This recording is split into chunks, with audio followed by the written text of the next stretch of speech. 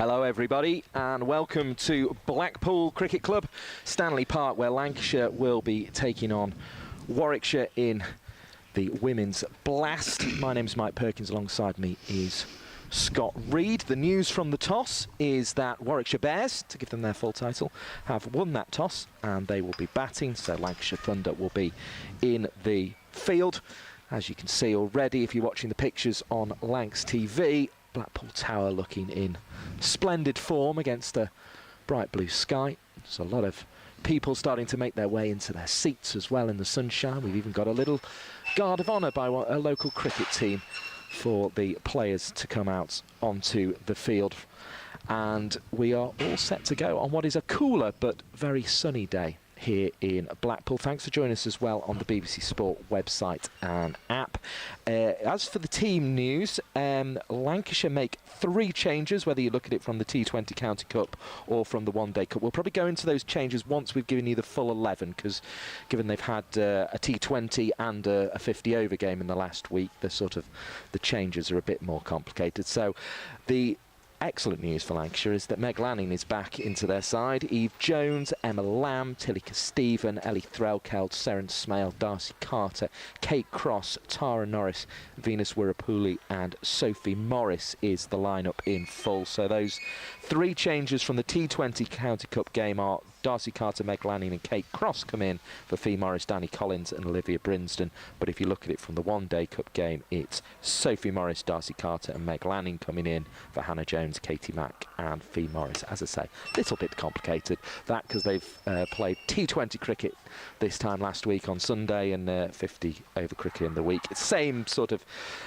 deal for Warwickshire Bears as well. They played a T20 County Cup game last Sunday, but a One Day Cup game in the week. They make 2 changes from those lineups, however you look at it. The lineup in full is Abby Freeborn, Amu Surankuma, Nat Wraith, Georgia Redmayne, Katie George, Emily Arlett, Chloe Brewer, Mary Taylor, Georgia Davis, Millie Taylor and Hannah Baker. So in terms of changes from the T20 Cup game last Sunday, Meg Austin and Bethan Robinson miss out on Georgia Redmayne and Em Arlett come in. But if you're looking at it from the One Day Cup game, the players that miss out are Davina Perrin and Sophie Beach, but they're still replaced by Georgia Redmayne and Em Arlett. With all that admin done, Scott, I think it is time to get your thoughts on this game today as the umpires make their way out. Both these sides have struggled, it's fair to say, in this competition, but both have a T20 County Cup quarter-final to look forward to.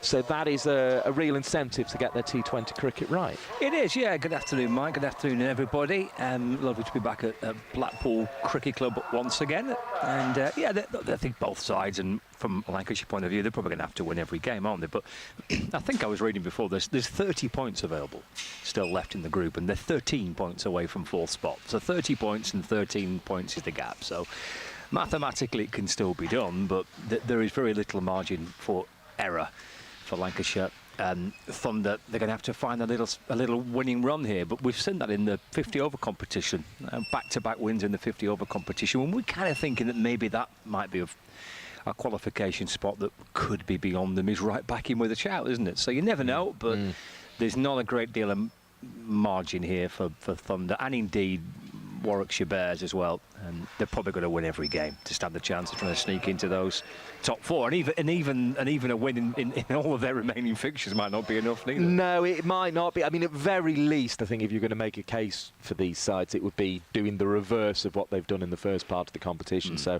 Lancashire played 6 games, lost 5, won 1. Warwickshire, who also have the same amount of points, both teams start the day with 5 points because they both picked up a bonus point from their solitary win.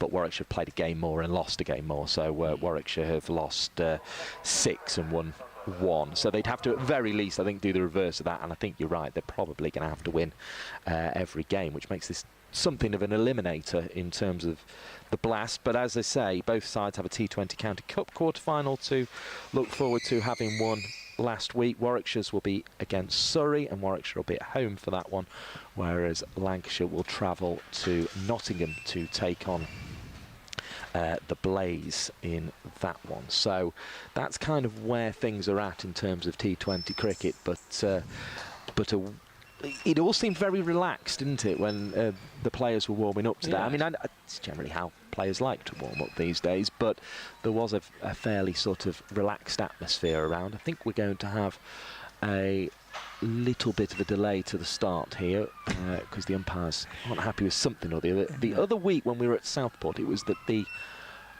circle was not quite at the measurement it should be. And now whether that is the same again, we'll find out very shortly. It could be something completely different.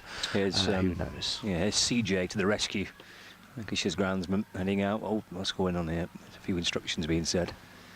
I don't know what the delay is. We've only had a couple of hours to get everything ready. But Job he left his shorts on really after that little sprint to the middle. But there's obviously something's not right. As I say, the other week they got the tape measure back out and just adjusted the fielding ring ever so slightly. So whether it's something similar, whether it's out, well, at the time we were speculating whether it was out 30 yards rather than 25. It actually, I think, ended up being a yards and metres thing. Right. Because it was only moved a very small amount.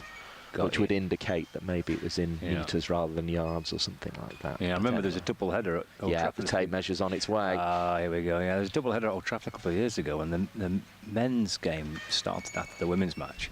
And just as they're about to bowl the first ball, they quickly realised that the fielding circle rings were in the wrong position as well.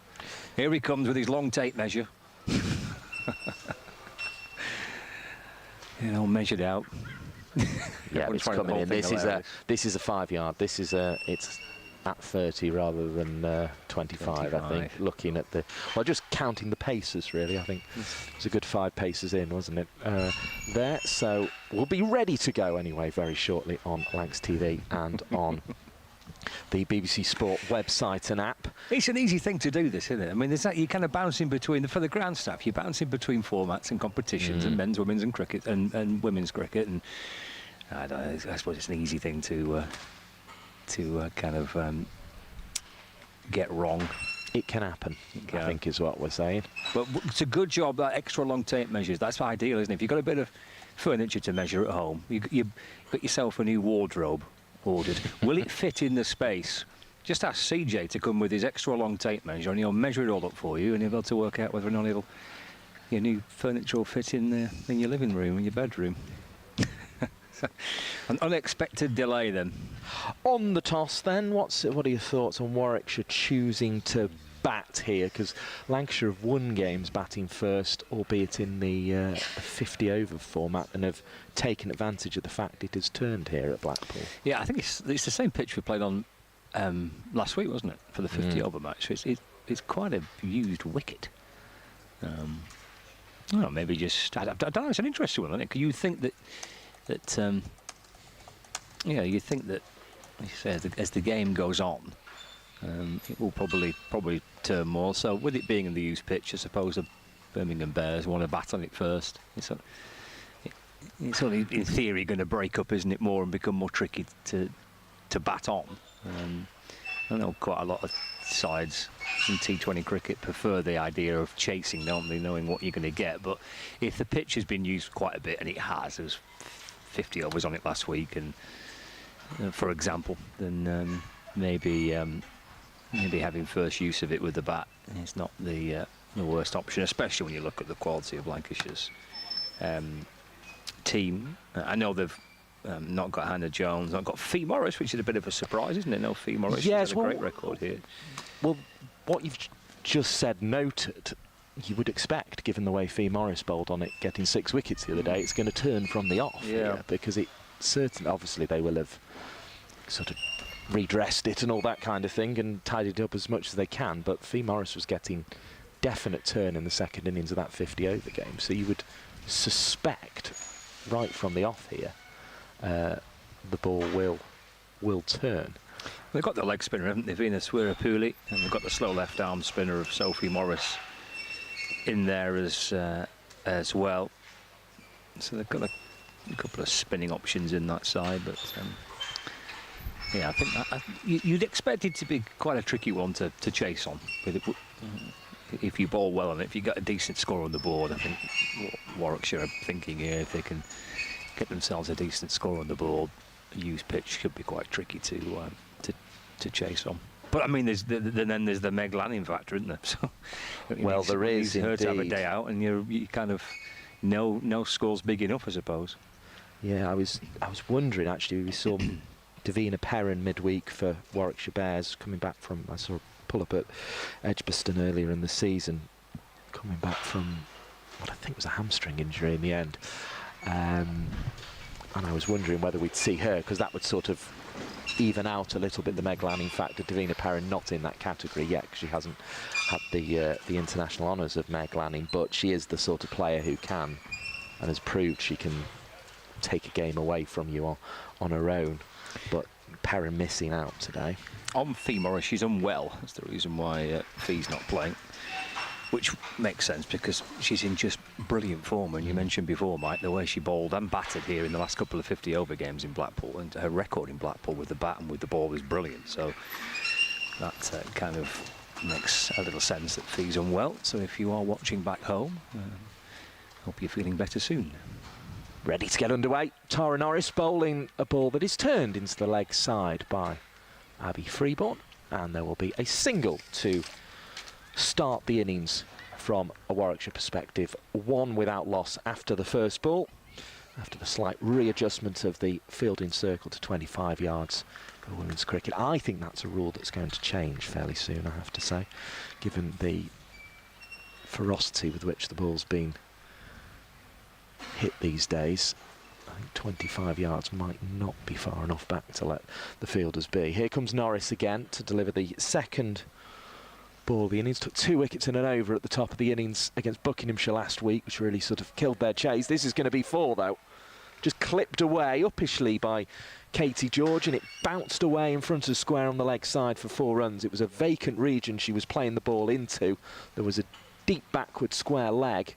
You just couldn't get round, and that's superb timing of the bat of Katie George to just flick that one away. It was almost one of those 4s that passes by without you quite realising, because it just looks such an assured clip into the leg side.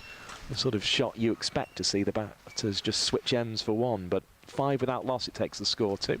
And George will go the same route again into the leg side. This time doesn't time it as sweetly, and the fielder had moved a little bit more towards the mid-wicket region. It's Seren Smale patrolling out there in the early stages of this game. 6 without loss. We're underway here at Stanley Park in Blackpool in beautiful sunshine. Nice, yeah. But it has dropped dramatically in terms of temperature and freshness since we were here at midweek, as Freeborn gets another single into the mid-wicket region, just turning the in-swing of the left arm of Norris towards Darcy Carter at mid-wicket. And 2 noticeable additions, as well as, of course, you could argue Kate Cross didn't play the T20 County Cup game last week, but Darcy Carter, who, well, at the moment is second top run scorer at the T20 World Cup. Obviously the competition is ongoing and Scotland are out, so you would expect that to change as the tournament goes on, but she's had a very, very good group stage. And Meg Lanning coming back in, who has 3 half-centuries in this competition this season, as that's a fiercely hit drive into the offside for the first time, and it was hit well there by Katie George. Got plenty of it, but couldn't find a way past Tilika Stephen, who's standing right on the back of that 25-yard circle. In fact, she's standing behind it and walking into it at cover point. Here's Norris again. Bowls a ball that George is going to whisk into the leg side, and away for 4 runs it goes towards some spectators who've positioned themselves on the little rising steps that you have around Blackpool Cricket Club at backward square leg. 4 more to the total. A good first over for Warwickshire. Takes them on to 11 without loss. Scott Reed. Just looking at Warwickshire batting lineup and their run scorers this season.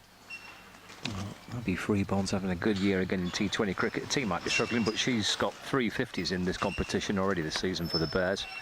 Top run scorer with 225 and 3 50s, highest score of 86 not out, so she's in good T20 nick. Just a second game of the season in this format for Katie George at the other end. Looking across both these teams, actually, you can see they have had struggles in terms of runs, because it's just the 5 half-centuries across the Warwickshire team and just the 4 for Lancashire, 3 of which are for Lanny and 1 for Jones. And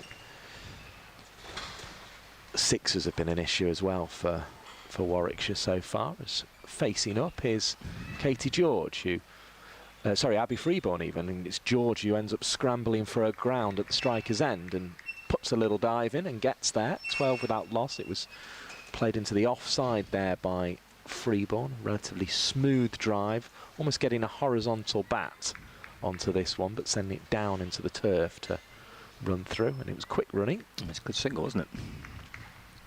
Could have both be on the same hymn sheet there, haven't you, really? If you're going to take a single like that, pushed in towards the fielding circle. But good running in the end. Taking Katie George a bit of time just to dust herself off, having to put the dive in. Crosses on away to deliver the second ball of the second over, and it's played up to mid-on to Tara Norris, and the opportunity to dive is returned by Katie George, who turned down the single there and sent Abby Freeborn, who'd taken a good few yards down the wicket, diving back into her ground at the non-striker's end. That one was a dot ball. Precious dot ball, it feels like, in the early stages as Cross approaches again on the north end here at Blackpool Cricket Club, and there is a single on offer. This time it just was turned round the corner to short fine leg. But I think originally George was looking for something more adventurous. She kind of got into that power position to give it a good whack, but didn't quite connect. 13 without loss. It's that cooling breeze ruffles, nice, isn't it? Ruffles the shirts of the players as Cross is approaching, all in red, and delivers to Freeborn in the light blue of the Warwickshire Bears. She drives it back past the bowler, but not past mid-on, so that's a dot ball. Yeah, it's pretty brutal here last week, wasn't it? I mean, the players did really well in that 50-over game. There were another couple of drinks breaks through it as well, rather than just the usual one. But it was a pretty uncomfortable afternoon, wasn't it, last week in the 50-over match here?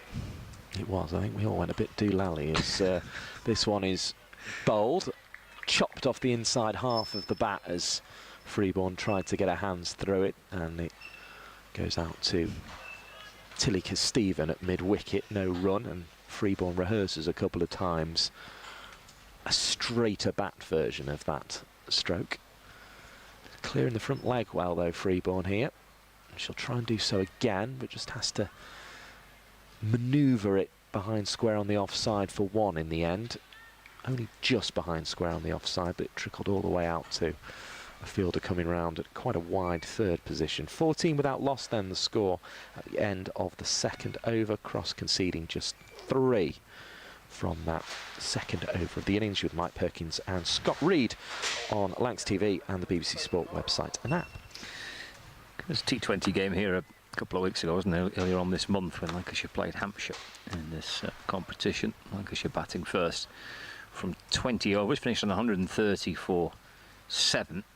Meg Lannon 64, Ellie Threlkel's 45, but 130 for 7 was nowhere near enough, as it turned out to be the case. Hampshire chasing it down with a strong-looking batting lineup, but certainly at the top, Hampshire. And they got to their target of 131 in the 16th over to win by 8 wickets, just 2 down. Yeah, it was a fairly comprehensive victory, that one for Hampshire, and it was a point where Lancashire are a little in need of a win as Sophie Morris comes into the attack and is chopped away for 4, first ball. Nicely played by Freeborn. She's on to 8, score on to 18 without loss, and got back well into a crease there to create the room to play through, or just in front of point for 4. Yeah, Hampshire top of the table, 4 wins from 7. Durham second, 5 wins from 7. The Blaze third, 5 wins from 6, and Surrey fourth, 4 from 7. Here's Morris, bowls left arm around the wicket. This one's cut away again, but from a better length this time from Sophie Morris, and for that reason it goes more towards cover and is stopped by Stephen. Getting down on one knee to form a barrier to prevent the ball going any further. It's a dot ball, and this one will be the same again. This time pushed for a fullish length towards Lanning at extra cover, who picks up and returns to the bowler again without the loss of a run. Yeah, since that defeat to Hampshire though, Lancashire have won 3 games on the bounce, 2 of them here in Blackpool, as this one's in the air. It should be caught, and is, by Eve Jones. At backward point, did well to get round. Probably a wide third, actually, the position that Jones gathered that. Freeborn is out for 8. She was trying to create room to Morris. She did so from the first delivery and got 4, but then got a little stuck on the next 2 deliveries and ends up chopping one just outside the off stump, quite a full length though, and it took the top edge, and Eve Jones doesn't drop those. 18 for 1. Little exchange of words to Nat Wraith, the Warwickshire Bears number 3, who's on her way to the crease. But it's those in red who have the breakthrough, and Eve Jones just picking that one up. Yeah, you've got Emma Lamb was at a conventional backward point, and then at a quite wide third position was Eve Jones, who took a couple of paces towards her colleague, who's in a squarer position to make the catch, and caught it well. And it seems as if Sophie Morris is almost trying to pack that area square of the wicket on the offside and keep the ball as full as she can without bowling full, if that makes sense, to restrict the scoring opportunities of the Warwickshire players. Wraith, the new batter, and drives Morris into the offside of the front foot, finds Lanning at extra cover, turns to the bowler. Wraith thought about a single, but Katie George was somewhat less interested, I think it's fair to say. Another ball bowled by Morris. This is neatly played, and because Jones is quite wide in the third position, she's got to chase on towards the boundary. Does get there and pick up, underarms it to Emma Lamb, who came down from backward point as part of that chase, and it was whizzed back into Threlkeld. 20 for 1. It was a neat reverse sweep, that one from Wraith. It rolled away for her first 2 runs of the day. 20 for 1 is the score at the end of the third over. 6 came off it. Yeah, it's good over that, wasn't it? Wicket taking over. Good start though, wasn't it? 3 in, 20 on the board. It's that balance as ever, isn't it, in the power play? You don't want to lose too many wickets. You want to obviously make a strong start, but 3 in, 20 for 1 represents, I think, a pretty solid start for the Bears. But the dismissal of Freeborn, a big breakthrough for Lancashire to get in this power play. Mentioned her successful campaign in this format so far this year. Here's Cross, who conceded just 3 from her first over, so she's maintained her position in the attack. It was driven firmly enough up to mid-on, where Norris had to come in and do the field, and didn't pick up clean, but made the ground quick enough to put the Bears batters off the single, so it's a dot ball. Cross again, turns and charges in, right arm over the wicket, flashed away by Katie George up to mid-off, 1 taken, 21 for 1. George and Cross would have crossed paths with England, of course. As Wraith takes her guard, the striker's end, face Cross for the first time.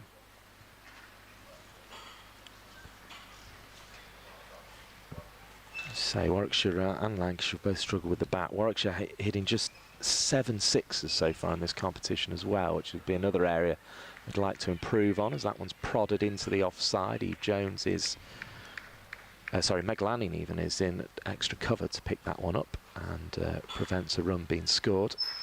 Just got a little stuck in the pitch, which is perhaps evidence that we have used this one for a 50 over game earlier in the week. Here comes Cross again. Wraith waits, goes for the scoop and doesn't connect, and Threlkeld does well to keep her eye on the ball there as it whizzed through to her behind the stumps, and it is a dot ball as a result. Remains 21 for 1. Just want to cross her stumps here. Wraith, it was Decent delivery from Cross, only missed the off stump by a fraction. On away again. Right arm over the wicket, bowls, an awkward looking drive again from Wraith. The one earlier in the over was more of a push, that was a genuine attempt to drive it. It's the third dot ball in a row from Cross.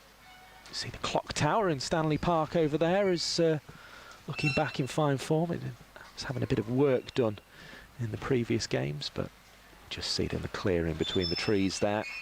It's got a backdrop of white cloudy skies, as this one will be high. Ooh, and it's coming towards us, and we can't actually see the ball at the moment, and it crashes into a barrier. You probably heard that one as it was lofted over the top. Well, we were saying Warwickshire had only hit 7 sixes in the competition, and I thought that was rather prompting them. There's their 8th, and it is hit by Nat Wraith, who actually shuffled down the pitch here to dispatch the former England bowler Kate Cross over the rope, and Warwickshire needed that because Cross had built up a fair few dot balls earlier in her spell.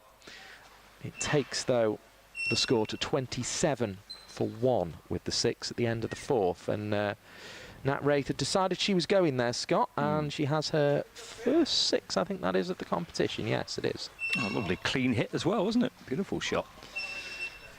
Nice lofted drive back over the bowler's head. We're going to see some spin here. Not surprised. I think, I'll try and get a bit of spin in this power play. I think it's going to be... It's difficult in shorter formats. In 50-over cricket, when it's a longer format of the game, you can really see your spinners settle into some good spells, can't you? And chew up quite a few overs in the middle. Keep pressure on, but Carlson has a big role to play here.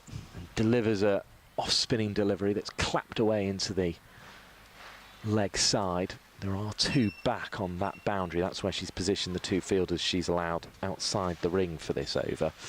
And they're right back on the rope on the leg side. One at backward square leg, one at mid-wicket. It was mid-wicket, it was found there with the pull stroke. 28 for 1 with the single. Carter on away again, around the wicket, right arm off spin, driven back down the ground. That's a good shot.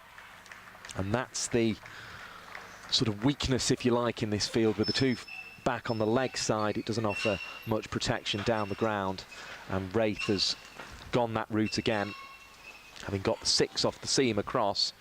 She more or less stays in her ground, was just leaning forward out of it as she struck that one down the ground off the front foot. 32 for 1. We're in the 5th in the sunshine at Stanley Park, Blackpool. Carter bowls again, pulled away into the leg side. It made a rather hollow sound off the bat of Wraith there. I think had she hit it better, she might have actually picked out Sarah Smale on the mid-wicket boundary. It was one of those perverse situations where hitting the ball not well has actually benefited the batter because she's picked up a single. 6 from the first 3 balls of the over then. There's pressure on Carter as she bowls to Katie George, who almost baseballs that one up to mid-off, and Norris is running in, prevents the run being scored. Good approach though, isn't it? You don't want to let your spinners settle in here. Katie George be quite positive. A couple of gulls swirl on the breeze as Shot. This one's played beautifully through the offside by Katie George. 4 runs, a little bit like Freeborn had to Morris in the previous over. Just gave herself a little bit of room to cut the ball, but got right on top of the bounce crucially here. That was the undoing of Freeborn when she top edged the ball, whereas that one was probably just hitting the top of off stump, exactly what you're told to do as a bowler. But George had manoeuvred herself into a position to play the cut, tries to manoeuvre herself into a position to play the pull shot now, but only picks up 1 rather than 4 on this occasion. We are rattling through. 38 for 1 is the score.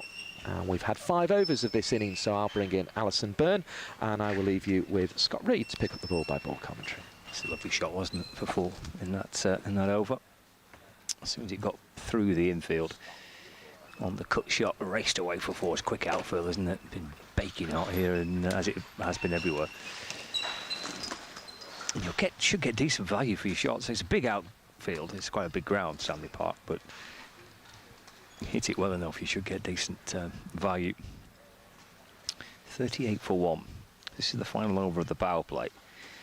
Katie George on 17 will be on strike. Kate Cross to send down her third over of her allotted 4.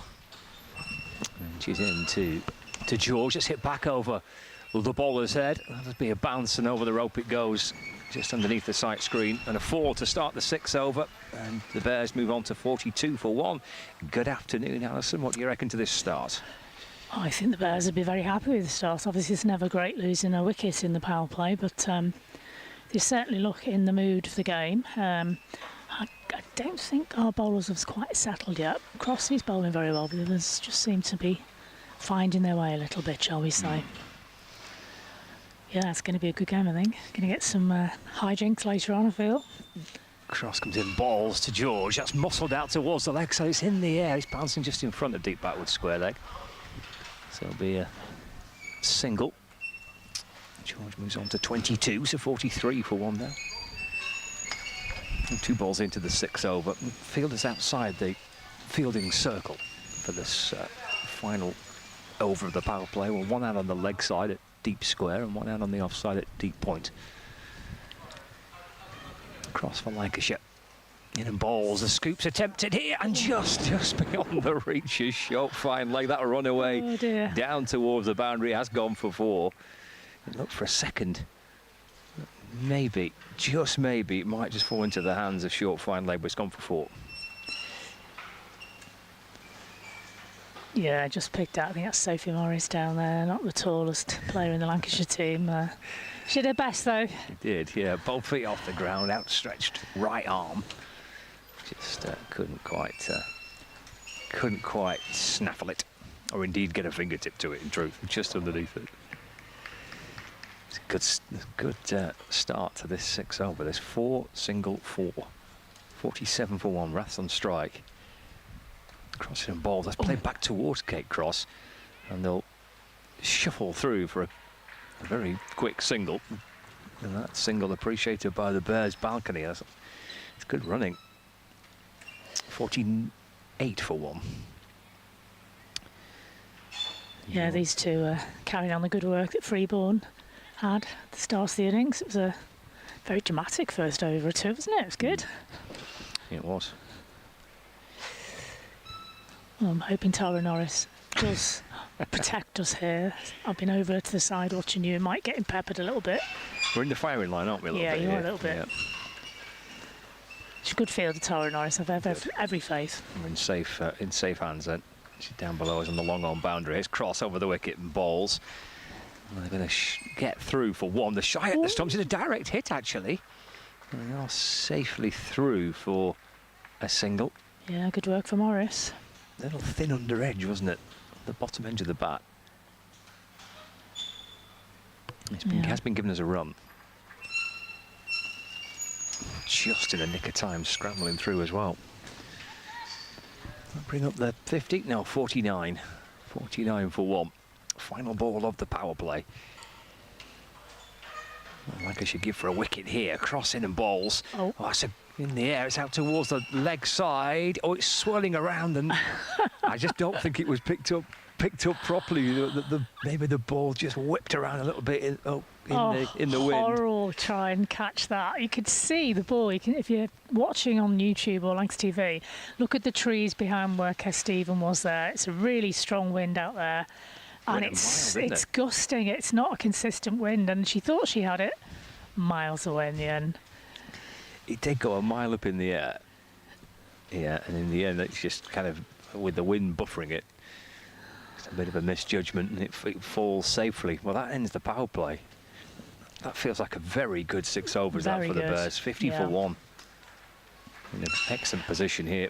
I think the ball's coming onto the bat really sweetly, though, don't you? And I think the outfield's looking as quick as it ever has. So I'm not overly concerned at this point, because I do know that we've got Lanning, we've got Carter back from the World Cup, who's second highest scorer in that contest. You wouldn't have thought that at the beginning of so far anyway, in the group games. Just behind, not just behind, but quite about 80 runs behind the magnificent Danny White-Hodge. But that's across all the teams. Yep. Australia, South Africa, all these big names, and she batted really well. So we've got extra firepower in our attack, our defence, if you like. later on. And there's another little exciting magician with Venus Wirapuli, leg spin. The first time this afternoon off the back foot and punched away into the offside for a single. So 51 for 1. Just making a few adjustments.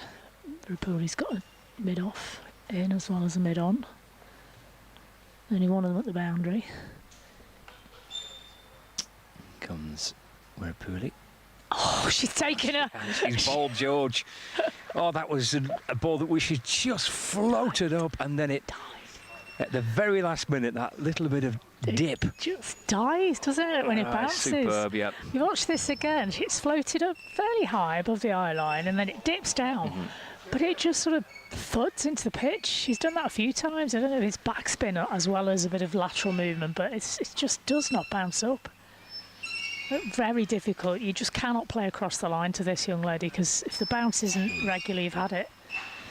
Brilliant. And didn't Lancashire just need that at that point? They did, yeah, they did that. Katie George off for a very good 23, just 16 deliveries faced, but Thunder needed a bit of a breakthrough then. They found one thanks to Venus Wirapuli. I love the way that she floats it up and then just dips down. Died. And it moved as well. Yeah, it did. And that's enough on the leg spin, wasn't it, to turn it away? Lovely. It's windy as well. That's going to play havoc with, you know, the spin bowlers that are brave enough to give it that flight. That's also going to be a little bit deceptive. You know, you might have a leg spinner, you'd think to move it away from the right hander, and then the wind just gusts and it brings it in a little bit more than you expected. Because that wind is strong. I don't know if you can hear. You probably can't, because the magnificent sound team are blocking all those extra sounds out. We're in a gazebo now and it's cracking and rustling, and it's a big one. It's not like a little tiny one. It's a huge one, but the metal bars are rattling against each other and the flags are flapping, so it is definitely windy out there. 51 for 2. Yeah, there's definitely a rattle and a creaking now, Preston. I thought that was my knees for a moment, but no, it is the 10. Venus Wirapuli then. The first wicket of the Brings in Redmayne. afternoon. Redmayne is on strike. A watchful start as she kind of gets half forward and ball's deflected down towards short fine leg. Gets through for a single. What a start she's had to her A-list career at Lancashire, Wirapuli. I think she's pretty much been a regular on the team list. And when you think of the bowlers that aren't in the team today, Morris, Hannah Jones, Grace Potts, obviously, you know, she must be good. They've seen something in her. Not to get too carried away with I know. someone so young, isn't it? 52 for 2. Balls once more. It's Wraith on the march and then swatting it out towards mid-wicket. Comes back for 2. But it is hard not to get excited, It is, though, isn't it? Yeah, it's great to see, She's isn't such it? a breath of fresh air. I love it. It's the whole package, the kind of the youthful experience and kind of joyful enthusiasm that she brings, and then the clear talent that she has. Bowls once more, sits up just outside off stump, the leg spinner, and that's off the back foot, hammered into the offside. And of course, these batters are having to create their own pace on the ball now, which can lead to loss of technique, a little bit of leaning one way or the other, or maybe playing it a little bit on the up because they've leant back. So there's always those wicket-taking opportunities. Skipping down the pitch comes Wraith. That's sent out towards the leg side, out towards deep mid-wicket. Doesn't have enough on it to reach the boundary, but they will come back for 2. I think even that one, though, although she got 2 runs from it, it was a decent shot. She didn't really aim it there. It did sound like she only caught half the bat there. So on another day, that could have flown to the fielder at deep mid-wicket. You never know. Anywho. Into the 7th over, 56 for 2. Venus Wirapuli, who really has been a story of the season, hasn't she, for Lancashire, the breakthrough into the first team and the way that she's responded and the way that she's played. It's really exciting to see. 56 for 2, the Bears.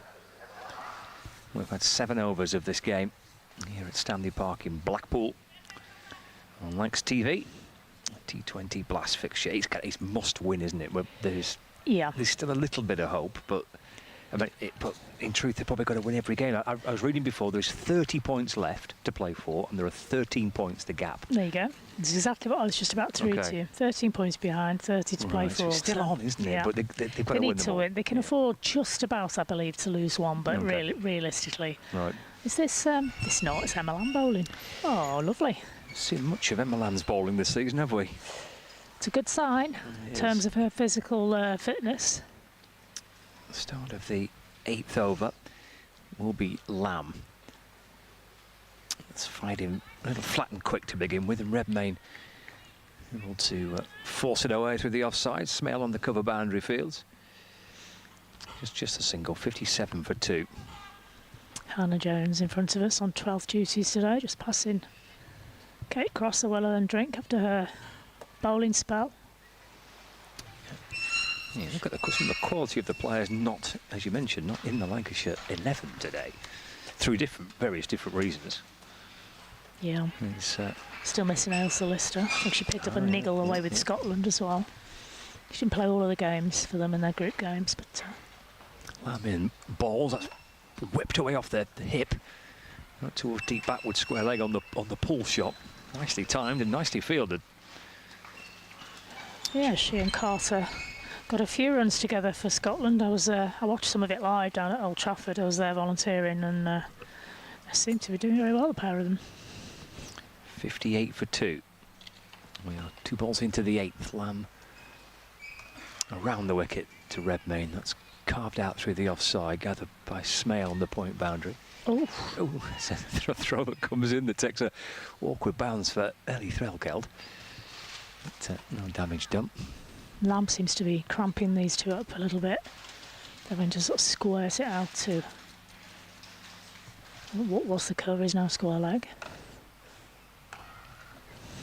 Driven firmly away through the offside, through mid-off. Come back for 2. That throw comes in towards the bowler's end, but able to run a couple. Yeah, lovely piece of fielding from Tara Norris. She's quick across the ground. Got that off with ease in the end. Yeah, that can't be easy on the outfield. It'd be pretty hard, wouldn't it? Maybe just a little bit bobbly as well. Wraith comes down towards Lamb and works it across the front pad out through mid-wicket.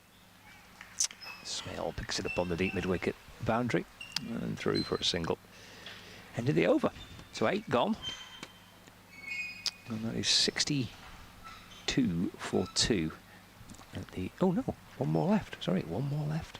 Been outdone there, been outfoxed. 1 ball left to the 8th. Wraith to Redmayne.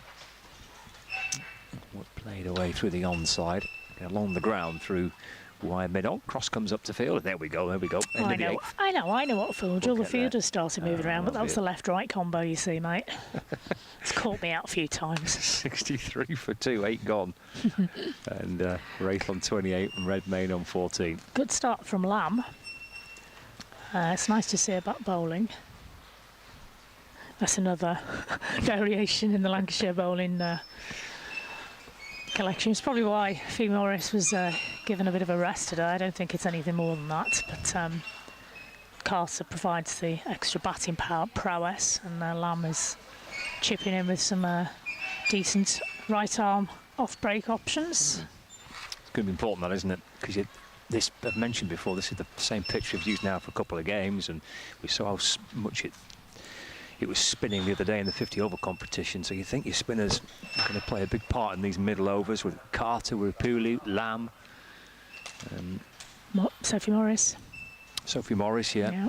They've got some good options. Yeah, they've got the kind of all the boxes ticked there, haven't they? With the left arm spin, off spin, leg spin.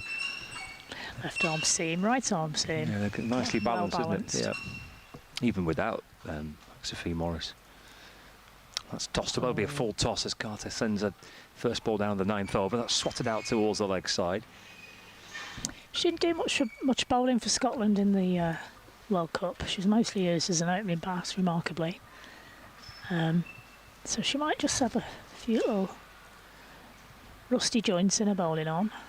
So get them out. I was just looking at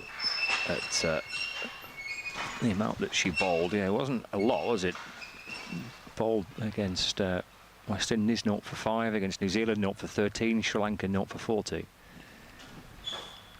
Just the odd over here or Yeah, there. it was. 64 for 2. Good. They needed her for the batting, obviously. Don't blame her for not bowling her. She batted so well. That's it. Oh, it's gone through cover.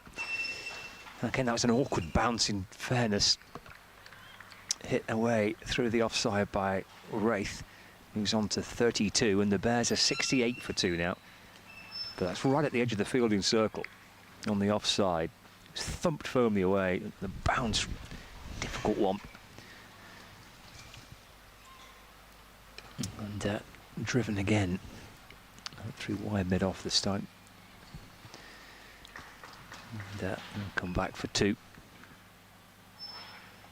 70 for 2 now. Yes, runs for Scotland. Scores of 34, 72 not out, 29, 59. Yeah. And they were big shots, some of the shots she was playing. Carter balls, that's hit back over her head. She's tall, is Darcy Carter, but even with her height, she can't stop that. That's hit very nicely for 4. Wraith goes to 38 now. It's 74 for 2. She's struggling, not so much with the line. The length is just too full at the moment, so their batters using their feet and making all of these into full tosses pretty much. See if she can pull it back. Last couple of balls. 2 to go of the 9th. Carter. Balls, that's pulled out towards the leg side, out towards deep square leg. Another one added to the total. Going along nicely here are the Bears. 75 for 2, 1 ball left of the 9th. Redmayne's on 5. Carter's gone for 23. 1.5 overs, spins the ball from one hand to the other. And balls, it's quick, it's a little short, and it's pulled out towards the leg side. It's going to be 4 again. Third 4 of the over. An expensive one for Lancashire Thunder. Good one for the Bears. They're 79 for 2. Wraith on 39, Redmayne on 9. No. 9. Desperate looking for a scoreboard somewhere in the ground. I know, yeah, that one is, but it hasn't got the one in front of us has just got the 2, the score rather than the overall individual scores. Now, I think Threlkeld's got a conundrum here, what to do with Carter. I'd be surprised, if I'm honest, if she gives her another over. Which I know Darcy Carter will be disappointed about, but I think she can focus fully on providing some fireworks with the bat today and not worry about the bowling for now. They've got options, one of whom is Sophie Morris. Yes, it's forcing the captain to make a decision, isn't it? You could see she was overcompensating those last couple, just trying to bowl them a bit quicker and a bit shorter, and they were getting the treatment as well. So second over this for Sophie Morris. It's driven away through the offside for 1. So approaching the halfway stage of the innings for the Warwickshire Bears. They're 80 on the board. They've lost a couple of wickets. But Nat Wraith is going along very nicely indeed. 40 from just 23. A wicket that Lancashire need to get. yeah, she looked like a woman on a mission, didn't she, when she first came out?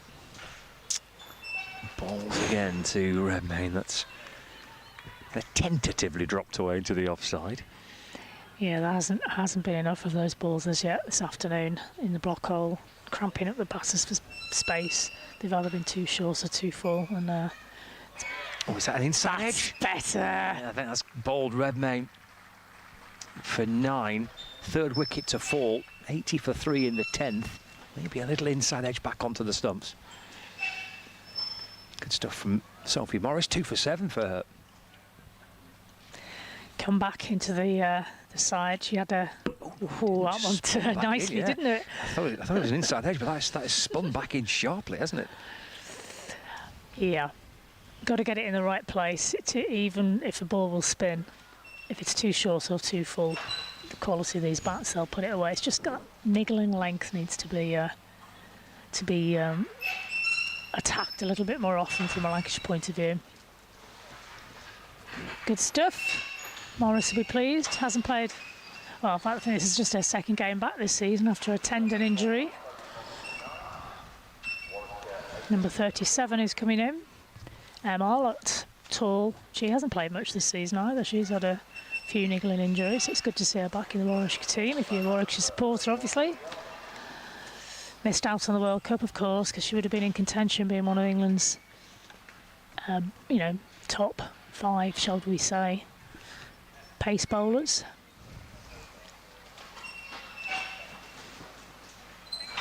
Morris has got a chance to see if she can add another one to that wickets column for her. She bowled well, hasn't she? Lovely stuff, and that last delivery, which turned sharply back in.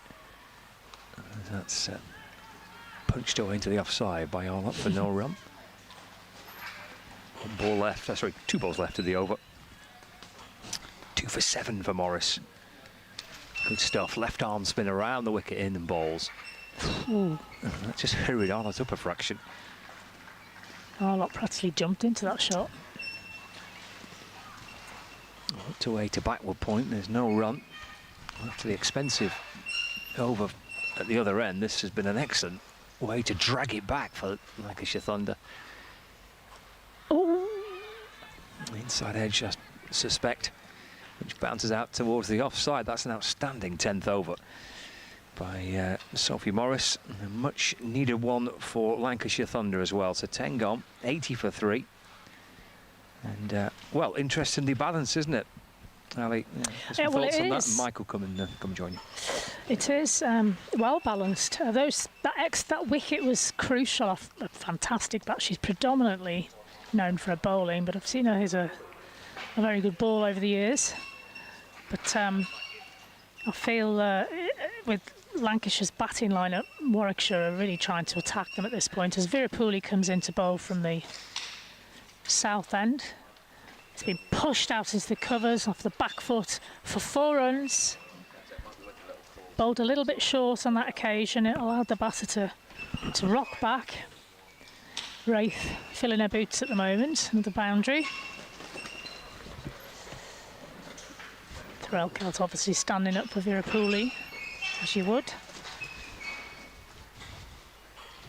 She's striding in, spins the ball from hand to hand, giving that one a bit of flight. It's been pushed into the covers. Just gently pushed for a nice easy single. They've trotted down to the other end without any undue concerns. Virapuli walks back to her mark. Let's take a 3rd delivery. Oh, hold on, a few little changes in the field. Norris has been moved into mid-wicket. Taken from backward square. Virapuli in for a 3rd ball to the right-hander. Marlott. Oh, and she's pushed that into the covers. And a diving attempt there. It's just gone for 1, but there was lots of oohs and ahs there from the crowd because just for a second, cover was in with a shout there. Bit lucky. We're joined by Mike Perkins again. How are you, Mike? Enjoying the game so far? I am, yes, yeah. Meg Lanning wasn't far away from that one, was she, at extra cover? Picked the wrong fielder there. Smacked into the mid-wicket area, though. Virapuli's thrown up a full toss and they've feasted on that one. 4 runs. That's what the batters feel they can do every ball to Virapuli, but it rarely happens. But Race looking in brilliant touch here, and she gets right down the track. As soon as she saw it go above the eye line, she was on her way down and made sure she got there, crucially, on the full, and was just able to push it between long on and deep mid-wicket. Oh, she's batting with so much confidence, isn't that, Wraith? And it's the right thing to do because she's put, that seed of doubt in Virapuli's mind. As a spin bowler, you don't really enjoy very much the batter who is picking the length so well that they can come forward with confidence and strike it on the full. Much prefer a batter to be rooted on the spot doing dibbly-dabblies. Here she comes again. Given a bit of width that time. That's beautiful bowling. Wraith moved away from that, could only push it just into the covers. No run conceded. Good response from the youngster. And if you're just joining myself, Mike Perkins, and former Lancashire and Cheshire captain Alison Byrne on Lancs TV and the BBC Sport website and app, it's the spinners who've been picking up the wickets. Virapuli again pushed forcefully down the wicket for one run. Virapuli tried to stop it for own bowling, wasn't able to. I do believe that's Wraith's 50. Good stuff from Wraith. Quick time of 27 deliveries. Sorry, 28 deliveries after that one. That's a rather healthy rate of accumulation from Nat Wraith. Yeah, full confirmation, 28 balls, 6 fours, 1 6. It's just been announced here to the crowd in Blackpool as well, which are in decent number. We've got plenty on the sun terrace in front of the pavilion, but we've also got lots of spectators in the little seated stand by the kindergarten, and then plenty of others speckled around on the little rising steps up the bank. And even one or two, we've got the deck chairs out on the grassy bank up there. That looks the more sort of sedate, quiet, leisurely spot to enjoy this game from. Change of bowling, Norris from the north end, left arm round, sorry. Stopped beautifully in the covers because that was hit with some venom off the back foot from Nat Wraith. If there's any great piece of feeling for Lonnie. She really put her body on the line there, no run. Well, if there's any doubt to her commitment to the Lancashire cause in this little spell that they've got her for before she joins Manchester Supergiants for their inaugural 100 Norris. Campaign. Again, it's been a Oh, Norris is quick. She's picked up that ball that just dropped at Wraith's feet. She's run in, taking the stumps, but Wraith must have reacted quickly enough. Not a run out, but good thinking from Norris. She does like a quick single, Wraith, but there wasn't one there. But yeah, if there's any doubt about Lanning's commitment to the cause, she showed with that previous piece of fielding off the last ball just how committed she is with that dive across the square. This is good from Norris. Oh, what on one run. Oh, that's a clever little shot. She waited for it, just hung her bat out to dry almost and let it glance off the bat down to deep third, almost directly behind the keeper, not quite, 2 or 3 yards in from the side from the keeper, but absolutely brilliant shot. That was particularly clever even for a reverse ramp shot, wasn't it? Because it wasn't the traditional ramp where you try and catch the ball before it bounces or just after it bounces. She actually realised the ball was length and kind of got into a position where the bat was horizontal to the ground rather than right on it, trying to catch the ball before it bounces, and just diverted it away fine of what is actually a pretty fine fielder just inside the ring at third. Norris in a bit fuller. Wraith's driven this one into cover. There is cover over that point area. She's run round, couldn't prevent the 2. Good running. I want what she had for breakfast. I think after that little lunch you had before we started, you might have been struggling for that too. I meant for my breakfast tomorrow. I mean, I've had a very large lunch, everybody, very well fed here at Blackpool Cricket Club. They do look after me. Look after everyone, but, you know. I managed to get my lunch before the boys. They're just getting a little dig in, that's all. Norris in. Left arm round. Oh, she's bounced her. And Bass has got hold of that one as Wraith. Down to fine. It's Virapuli doing the diving save. She saved a couple of runs down there as the youngster. Great stuff. 2's the total, 97. Warwickshire inching towards that magical first target. And if they can get to 100 in the 11th over, they'll be joyous. 9 overs to the end of the innings. Beg your pardon, it's 99. Not 9. Oh, it's been dabbed up towards Kate Cross. Long on, and that, I believe, is 100 up for Warwickshire. Fantastic work from the Bears. That was in quick time, just at the start of the next over. 12 overs gone. 100 for 3. Lancashire going to have to try and find a way of drying up some of these boundaries in particular. Good stuff from the Bears. I hope nobody's relying on the speed gun today because it's rather been felled by the wind A speed See gun. it just Oh, is that lying it? I there wondered what by it the was. sight screen. I saw It's a gone. piece of machinery fall over in rather dramatic fashion. Wasn't sure whether I should go and pick it up or Flat not. on the turf. In terms of the wickets to fall so far, then Abby Freeborn out for 8, caught by Jones, Eve Jones, that is, off the bowling of Sophie Morris. Hannah Jones and Fee Morris not playing, those two have combined before. George was out bowled by Wirapuli for 23, a really good bit of bowling. Carter's coming in. She's getting another over. It's good faith from captain. It was a great delivery from Carter. Wraith Wraith. again looking for a ramp, wasn't she? She was. Couldn't really get it away. Carter's a little bit quicker than one or two of the other spinners on show today. Tried to whack it straight through Carter on that occasion. Carter's having none of it. Beg your pardon, it's Emma Lamb. I should have known. She's a little bit shorter than Carter, isn't she? 2-dot balls from Lamb. Oh, it's gone through the keeper. That's not happened very often in these last few years. I've not seen any buys being given from Frelkel. Did it come off the bat? No, it's been signalled a buy. 4 to the total. Just because you're so used to seeing Threlkeld take everything, I thought that must have taken just a little inside edge off Wraith's bat, but it's spun back here and beaten both the keeper and the batter, just missing the leg stump in the end. Tough one between bat and pad. Unlucky from Lamb, bowled well. That's been hoisted into mid-wicket, cow corner. There is, fielder's dived over it. Don't know how that happened, but there you go, it's happened. It's Smale mistimed the dive and ended up diving over the ball. 4 runs.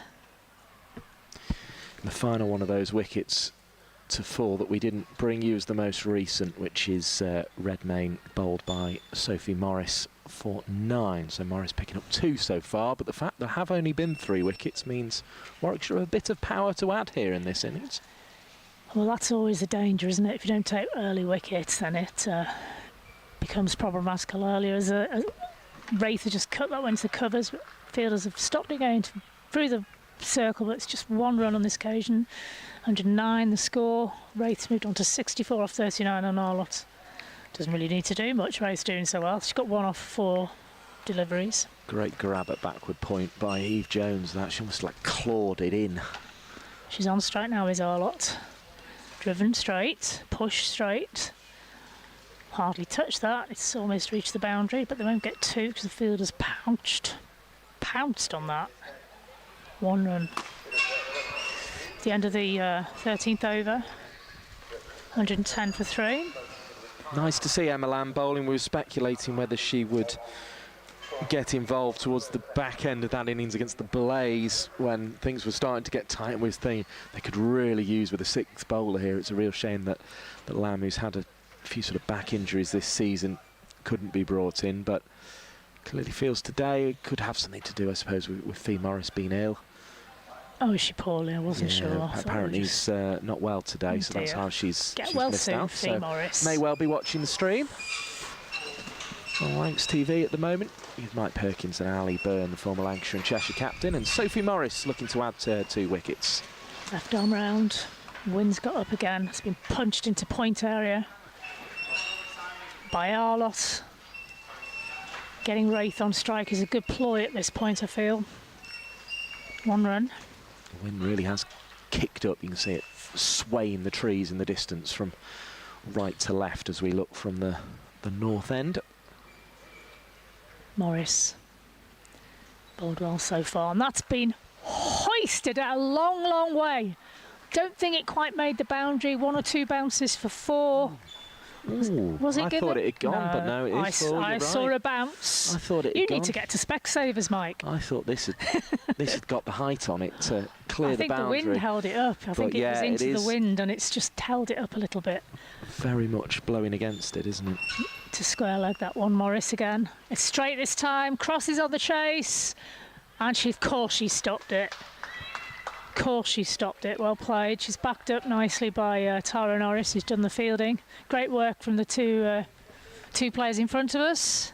Kept it to 1 run. Yeah, so Backing up the bowler. that wind that just sort of stopped the 6 a little bit getting over is kind of blowing from the west to the east, isn't it? Yeah. So right to left as we look from the north end. Morris just checking her field. Quite right. Making sure everyone was back in position before she sets off, and she does so now. Another good strike inside out through the covers. Norris has got no chance of stopping that one. 4 runs off the bat of the excellent Wraith. 74 off 42. It's amazing, isn't it? Because we also know what's going to happen. As soon as the field changes and mid-off comes up, Wraith's got to try and go over the top. And it's exactly... Everybody knows it, and we know Wraith's going to take it on. We know it's the trap that Lancashire have set, and it's really interesting the way that the cat and mouse works in this professional era, where the players are so supremely talented, and it was Wraith who got the better there. 74-42 now. Morris is just having a little chat with the umpire. Not sure she's overly happy with the ball. It's taken a bit of a you always do batter in this ball. When you've gone off for 11 off 4 balls, you always check the ball. That's beautifully driven across the ground on this occasion from Wraith. She'll get a single for it. What glorious shot into the covers. 1 run. Carter had gone back there. There was pressure on Cross earlier in the over when she came across to field that one, because Cross was very much the one who was deciding whether they were on the rope or whether they were 5 yards off. She was sort of talking to Tara Norris to manoeuvre the position of Norris, who was at long off, and Cross, who's at long on, and Norris moving her way back now to long off. Arlott does like to drive the ball straight, so they've positioned somebody on the boundary for that shot.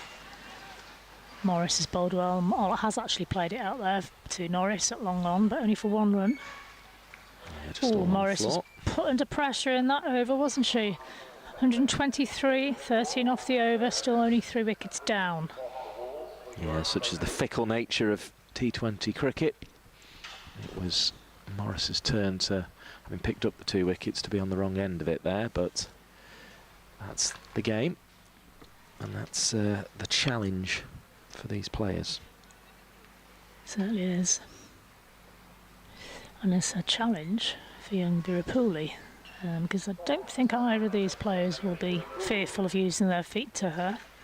And I'm glad to see that Thrall Kelt has given her protection behind her. She's got a long off and a long on. And she's got a deep mid-wicket and a deep And given Wirapuli cover. bowls pretty slowly, it means behind square it's less likely to run away. Indeed. 12's her way in. Oh, it's got height on it. I think it's going to be taken. Tilly Stephen, she had one earlier on in the innings which was swirling around horribly. She missed it, and she absolutely kept her eyes fully focused on that one and made it look simple. And boy, did Lancashire Thunder need that.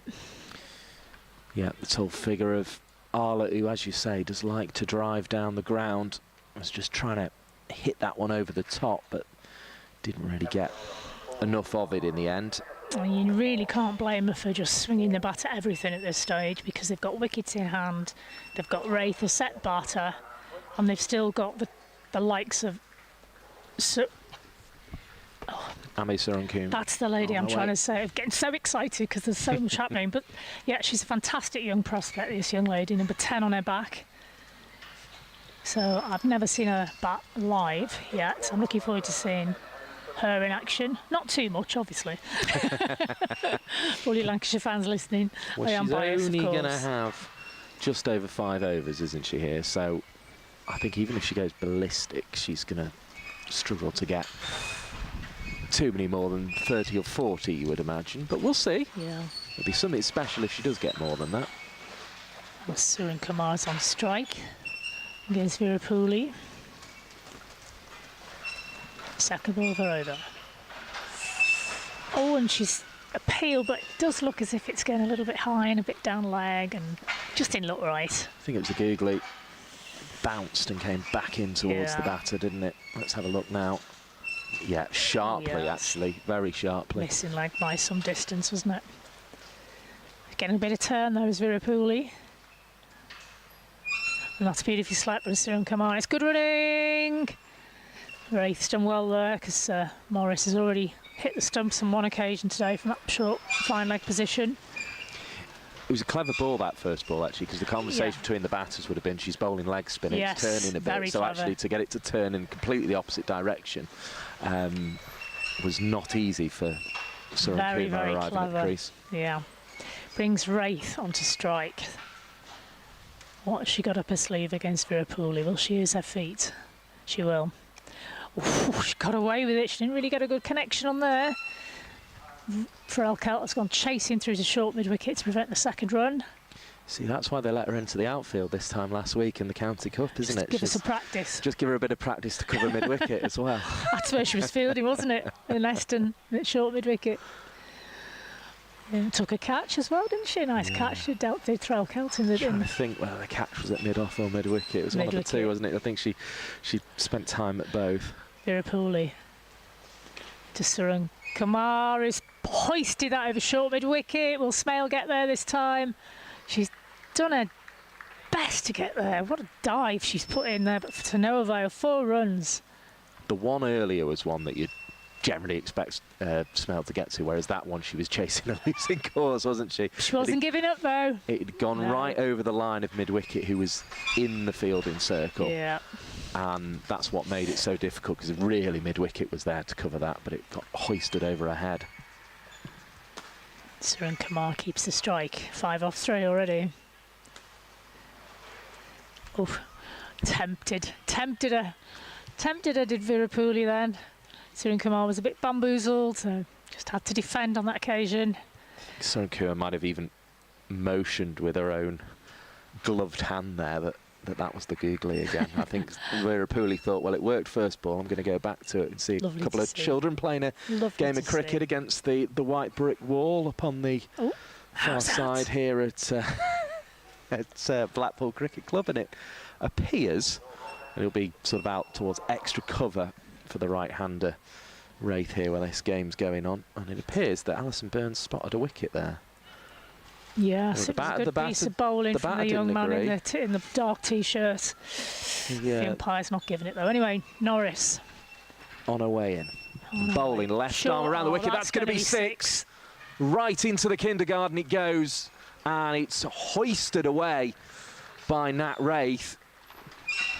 Just lifting it with a swing from low to high, and the umpires aren't even going to try and retrieve that one from the kindergarten. It's a good job it's a Sunday, because there's no one in there. They're off to get the box of balls here, because that is a brilliant hit, and if the sweep earlier got caught in the wind, there was no chance of stopping that one, was there, Alison Byrne?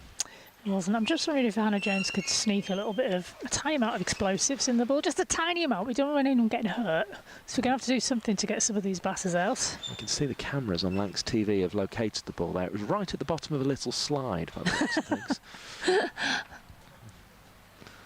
Oh, in fact, no, it's not a slide. It's like a little bit of guttering, actually, isn't it? Well, you need to be very, very small to manage to slide down that piece of plastic, a bit small right? To go down. Either way, it's not coming back in a hurry. No. And it's good news for Warwickshire. 135 for 4 now is the Warwickshire total. And they're going along very nicely indeed. Yeah, so they're looking at 170, 180 here, I think, if they carry on in this vein. We said Warwickshire have been struggling for 6s in this competition, just the 7 coming into this game, but Wraith has added 2. And she just manoeuvres this one away into the offside, blocking out a Yorker length ball now on 82, and it's the 46 ball she's faced.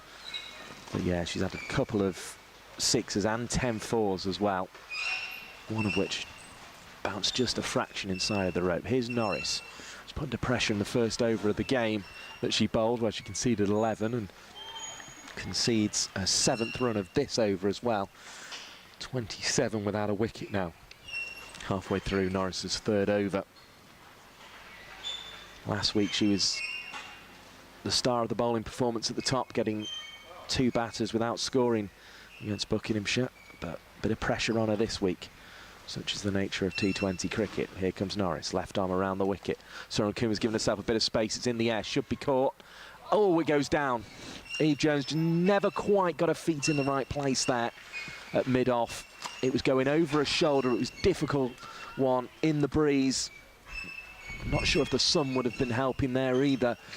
And she just never looked steady, really. Never was able to get herself into a position where she was still and under the ball. She was always having to go back, and the ball seemingly always going away from her. 1-3-7 for 4 with a single. Wraith goes high into the leg side. This one should be caught, and it is. And that was a pressure catch too, out there on the square leg boundary. And it has just been gathered inside the rope by Emma Lamb, coming in off the backward square leg boundary.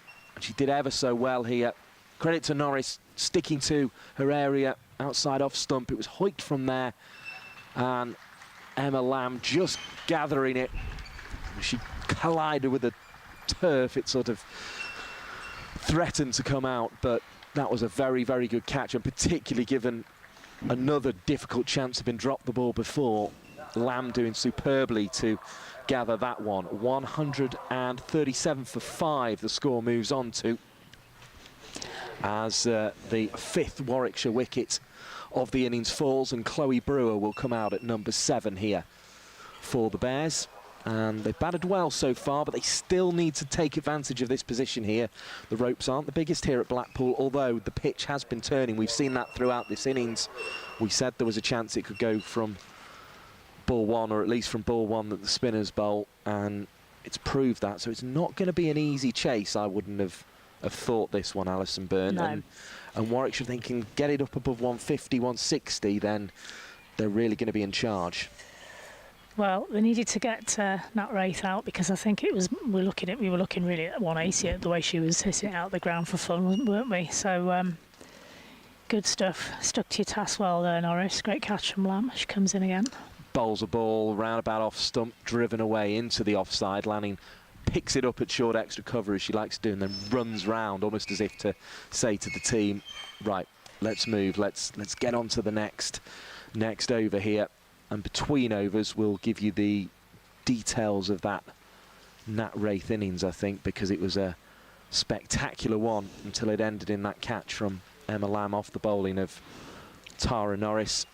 In the end, in fact, we haven't quite got the full analysis, so we'll just pause on that for a second, but it was a very, very fine effort from Wraith, and has really driven her team to where they want to be, having coming out to the crease with the score 18 for 1 after the dismissal of Freeborn for 8. Wirapuli will bowl this latest over from the south end here at Blackpool Cricket Club. It gets a stumping first ball. Threlkeld just knocking off the bail, had to actually really stretch to reach the stumps there, did Threlkeld, and I think was almost waiting for it for a little while. Suran Kumar is out for 6, stumped by Threlkeld off the bowling of Wirapuli. The score is 137 for 6, and Warwickshire still with a little bit of work to do to take advantage of this position. We'll get a thought from Alison Byrne in just a minute, but the full details of that Nat Wraith innings are in as well. She was caught by Lamb off the bowling of Norris. 83 runs in 48 balls, 55 minutes she was at the crease, and she hit 10 fours and 2 sixes. A very entertaining knock there. Suran Kumar now also out for 6, 137 for 6, and Wirapuli has 23 for 3, Alison Byrne. She certainly has. Look at this, flighted, turned away from the right hand, a classic leg spin bowling. In fact, you're right, Threlkeld nearly had to jump towards the wicket. She was so far away, waiting for it, wasn't she? She almost had to do a double go at the bail, but she still had quick enough hands to get there. But these wickets are really going to slow down these last 5 overs, where Warwickshire would have been hoping for putting on 10, 11 and over. I don't know. I've not seen much of Brewer or Mary Taylor bat. I don't know much of their prowess, but we'll see. Wirapuli bowls, and this one's just pushed into the offside. Mary Taylor is a very hard-hitting batter. She's a very good person to have coming in this situation, but I think she'd probably prefer a little bit more pace on the ball and a little bit less turn than Wirapuli's getting at the moment. The fact that Threlkeld had to stretch so far is actually an indication of how far Wirapuli's turning the ball here. Didn't she? Here comes the 16-year-old. Wind doesn't seem to have affected her today either. It's blowing against the natural spin of her delivery, but obviously she's got the googly as well, as this one comes fizzed back in, one bounce over the top, single taken out to mid-wicket, so Taylor is underway. I think Taylor will choose another bowler to attack rather than the 3 balls of Wirapuli. I think that would be probably sensible. That would be the sensible ploy here, wouldn't it? A few more make their way around the boundary. In fact, I think they're Lancashire squad members, as this one's played away by Brewer. Oh, that's going to go all the way. That's really neatly played by Brewer, because I think that was the googly that turned into her slightly, and she readjusted and managed to just guide it on the pull stroke between the 2 fielders out on the leg side boundary. Get the slow motion there, and it did. It turned back towards her, but she sort of it was almost as if she had the ball on her bat, and she dragged that one through mid-wicket. Really good stroke, 142 for 6. Warwickshire approaching the 150 mark then, and they're going to get closer to it with that little push into the onside, but just one closer to it. 143 for 6 are the Bears against the Thunder here in the Women's Blast competition. Both these sides needing to win this game today because they didn't have a good first part of the competition. Lancashire at the halfway stage of their 12 games. We've got Warwickshire 7 games in, both sides just with the 1 win. Oh. Turns as a conventional leg break, breaking from leg to off. Doesn't bounce much either, and Mary Taylor looks accusingly at the pitch, but I think it was all the spin, wasn't it, from Wirapuli. Nearly bounced twice in the end, actually. Such was the lowness of the bounce, but reached Threlkeld just in the nick of time, 143 for 6, and Wirapuli takes her sunglasses, and she's completed her 4 overs, 29 for 3, the figures for Wirapuli. Also, Morris with 20 for 2. So it's been the spinners who've led the way, and it will be Sophie Morris to come on here. As a goal gets rather blown off course in the blue sky above us. Yeah, a lot of them will be taking cover somewhere in this weather, I would imagine. There'll be quite a few lurking in the fish and chip bars down at the front, I would imagine, getting free dinner. Morris's first over came from the south end. She's gone from the north end now as the breeze ruffles the trousers of Morris, and she approaches now. It's clipped to mid-on sharply. The batter's set off for a single, realised it wasn't there after a single pace, and both regained their ground. No run. 143 for 6 the score. Start of the 18th. Mike Perkins, former Lancashire and Cheshire captain, Alison Byrne with you. Scott Reed from BBC Radio Lancashire and BBC Radio Manchester with us as well, as that's reverse swept hard into the offside, but there's a fielder at backward point. No run. Good from Morris this. Last over was her most expensive one so far, so she's working hard here. Morris again. Bowls a ball that's just fiddled away into the offside. Lanning doesn't try and affect the run out there, just make sure she picks it up cleanly. She's quite happy to concede the first run of the over there. Was Lanning, 144 for 6. I think decided they were far enough through before the ball reached her to rush any more than she already had. The breeze really rattling the marquee that we're in at the moment. As this one goes down the leg side, it'll be a wide ball. That'll be frustrating for Morris, frustrating for Lancashire. 145 for 6. See what she's trying to do there, spear it into the pads, but it just went a bit far. Maybe didn't get the grip back she was hoping for either. That one gripped though and was pushed into the offside as a result. Another dot ball, 3rd of the over so far. 145 for 6. Just a Sunday afternoon fun and games continue on the grass verge and around the edge of this arena, and that one again just grips enough for Sophie Morris to take the off stump, and Mary Taylor, who likes to hit a clean hard ball, was attempting to do so over the leg side, didn't connect. She is out for 145 for 7. Good bit of bowling this, Alison Byrne from Sophie Morris. It's great, isn't it? It's good to see her back. Attacking the stumps, getting a bit of turn. Bowling good lengths as well. exactly that, isn't it? Really good to see her back. She's had this injury this season, sort of set her back a little bit, but she's back to her best there with this delivery. As I say, just grips enough, that one.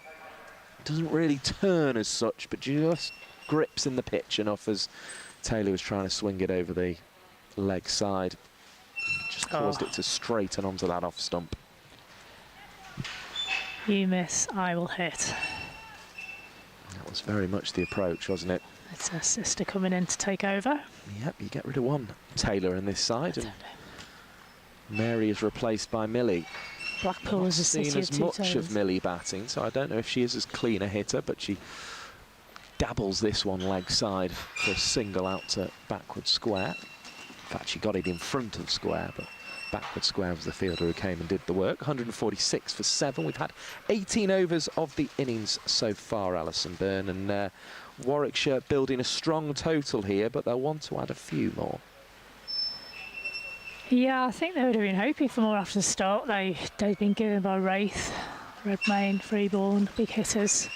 Probably looking for another 19-20 with 3 wickets in hand here if they can. Obviously, if Lancashire pick up another couple, then the pressure will be on Warwickshire. But until then, I think they can try and score 19-20 maybe off these last 12 balls. Yeah, I do think the last 3-4 overs Lancashire have done really well to keep the run rate just above 8. They were looking at 10s at one point. Lamb into bowl, and bowls a quickish ball that didn't bounce a huge amount. Took Millie Taylor on the pads. Dot ball to start. Lamb back to her mark. She's clearly trying to get through this one quick. Delivers again. Turns back in towards the stumps. Pulled out towards backward square leg for 1. Return to Threlkeld on the bounce, who throws it back to Lamb. There's rushes on here for Lancashire to get through this over. And clearly the time check is close. I can't quite see the scoreboard in the distance where it is on there. I'll keep my eyes out on it over there as we peer through the sort of scaffolding at the back of the sight screen to try and see. Here comes Lamb again. Turn to short fine leg. Single taken quickly. Almost obligatory to run at this stage of the innings to short fine leg when you turn it round the corner like that. And it is another 1 onto the total. 148 for 7, I make that. That's right. 3 balls gone in the 19th. Lamb whizzing through this, wraps the batter on the pads. There's not even an appeal from Lamb, as there may have been in a situation where time pressure isn't quite as intense as it is now.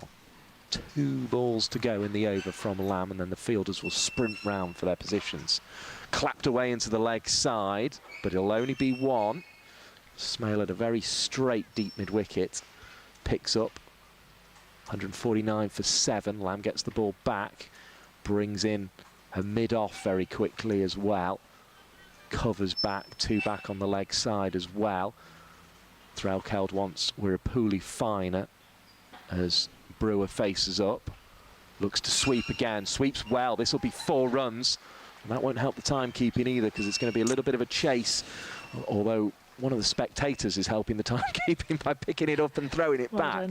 Well So done. they stopped it rolling past the scoreboard, which was quite helpful from a Lancashire perspective. 153 for 7, the 150 up with this beautiful stroke from Chloe Brewer all along the floor, Alison Byrne. Yeah, it was a lovely shot. I have a little bit of an issue of bowlers running back to their mark and rushing through their overs, because I feel sometimes, not necessarily in this situation, but sometimes the bowlers then bowl a bad ball, which they give 4 away anyway, or they miss a fielding position, or fielders in the wrong place or something, or the angle's not quite right.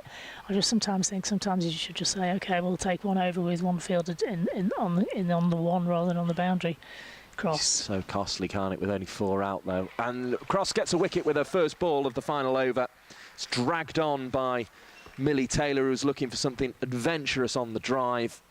Got there a little bit early, and the ball comes off the bat onto the stumps. Millie Taylor is out through her hands at this one, as she has to at this stage. Cross had gone wide of the stumps there to make it difficult. And Taylor is out for 3, and she'll be replaced at the crease by the Warwickshire Bears captain, Georgia Davis. There's a quick word with our colleague on the way. Gets a little punch on the arm as she goes as well. Good bowling this from Cross. I think just took a little bit off it. I don't know, hard to tell because that was a slow motion, wasn't it? But just, she certainly went wide of the stumps there. And it caused Taylor to just have to reach. A little conversation with Tara Norris from Cross whilst the new batter Davis approaches. Two seamers consulting each other. And a 165 looking out of reach here. That's what 19 from the 18 over mark would have given Warwickshire. As Cross comes in. And Georgia Davis was early on it and just sort of wiggled her bat at it. And managed to get it into the leg side for one, but that's kind of her job coming in at number 10, 154 for 8. I'm laughing because Meg Lanning has just sprinted 30 metres full pace to try and beat Seren. Was it Seren? Yeah, Seren Smale, who's a good 10 years younger than her to the ball, and she did. Such an example Meg Lanning setting in this Lancashire team as Cross bowls full and straight. It's picked up at extra cover by Eve Jones. And there is just one added as a result. That was very much, Eve Jones picked that up in the manner of, we'll take one there. We don't mind one there, 155 for 8. Yeah, what you don't want is 4 overthrows at this point. Here's Cross again, right arm over the wicket. Bowls a ball, takes the pad of the swinging Georgia Davis, and she'll gratefully accept the single as a result. Leg bite, 156 for 8. So that doesn't go against the analysis of Cross. She'll be quite happy with a dot as far as she's concerned in the analysis, even though it costs her team 1 run. Cross again, running in at Blackpool Cricket Club from the north end. Across the stumps goes the batter, Brewer, and has found the fielder. Meg Lanning coming in. There you go. From the rope and catching comfortably inside that rope, and another wicket falls in the final over. Won't have any huge consequence on the game, but it is the 9th to fall for Warwickshire. It gives Lancashire the opportunity to get their opponents all out, and Chloe Brewer must depart. Doing the right thing there, really, looking for the leg side rope, but just didn't. But as you're really hitting that ball, if you're the batter and you're hitting the ball into it, you're thinking, oh, I've got a chance to this one here. I've got a chance. Oh, that's Meg Lanning. Oh, well. Yeah, it was one of those catches where she's running towards it, and there is always the possibility of it coming out, but it was fairly comfortable in the end. And as you say, Meg Lanning's not going to drop those. Brewer is out for 12, bowled. The bowling done by Cross, the catching done by Lanning. And Cross is going to bowl again, and this one's flashed away. Well, that's a nice shot from the number 11 Baker. Shot. She's got her hands through the ball. She has had international honours as Hannah Baker, so knows what she's doing in all facets of the game, and picks up a 4 there to finish the innings. Well, really nice stroke this one from Baker. She'll have enjoyed that. She was clearing the leg to get in that power position, but actually went through the offside between extra cover and mid-off, and the ball goes away. So we are at the innings break, 160 for 9. If you do go anywhere to get yourself a cup of tea or a snack, do make sure you rejoin us on Lancs TV, the BBC Sport website, and at Mike Perkins and Alison Byrne with you, and we will be with you at the resumption at 8 minutes past 4. But Alison, what do you make of that innings as the players depart from the field? Fascinating, actually. A game of two, if you like, an innings of 2 halves, to use a football phrase. But yeah, dominated for the first 15 overs or so, 10, 15 overs by Warwickshire. And then the last 5, 6 overs, wicket has really pegged them back. So if you'd asked me about 40 minutes ago, I'd have been very happy with 160 as a Lancashire fan. Yeah, it's probably 5 short of that mark that we said Warwickshire Bears would have been aiming for, that 165, or even if they were being greedy, getting 20 off the last 2 overs for 166. But it's a very formidable total. We'll take you through the card, and then we will depart for a few minutes just to have a little bit of a breather until the resumption of this game. But it was built really around the innings of Nat Wraith, wasn't it, with 83 off 48 deliveries, 55 minutes at the crease, 10 fours and 2 sixes. The opening partnership between Freeborn and George. It's Freeborn to fall first, caught by Jones at the bowling and Morris for 8. Then Katie George took the score above 50. in the company of Wraith. She made 23 before being bowled by Wirapuli. Then Redmayne was out to Morris. The score at that point was 80 for 3. Redmayne making 9, but was bowled by Morris. Emily Arlett made 4 runs before being caught by Tilly Stephen off the bowling of Wirapuli. Next to 4 was Wraith for that superbly made 83. She was caught by Lamb off the bowling of Norris. You then had Suram Kumar come in and make 6 before being stumped by off the bowling of Wirapuli by Ellie Threlkeld. Chloe Brewer came in and made an enterprising 12. She was the last out. Lost Millie Taylor, bowled by Morris for 1. Mary Taylor bowled by Morris for 1. Then Millie Taylor went for 3, bowled by Kate Cross. Georgia Days, Hannah Baker with the not-out batters on 1 and 4. And Chloe Brewer, the last wicket to fall on 12, caught by Lanning off the bowling of Cross on the leg side. So that is the tale of the Warwickshire innings. 161 will be the chase. In terms of the bowlers, wickets for Norris 1, Cross picked up 28 for 2, 23 for 3 for Sophie Morris, very tidy figures for her. Darcy Carter had a bit of a tough day, 2 overs 27 for none. Wirapuli, an excellent day, 4 overs 29 for 3. And Emma Lamb, 3 overs 20 for no wicket, no maidens in the Lancashire innings, but they've got themselves a chase, 161. We will rejoin you for that in around about 7 minutes' time.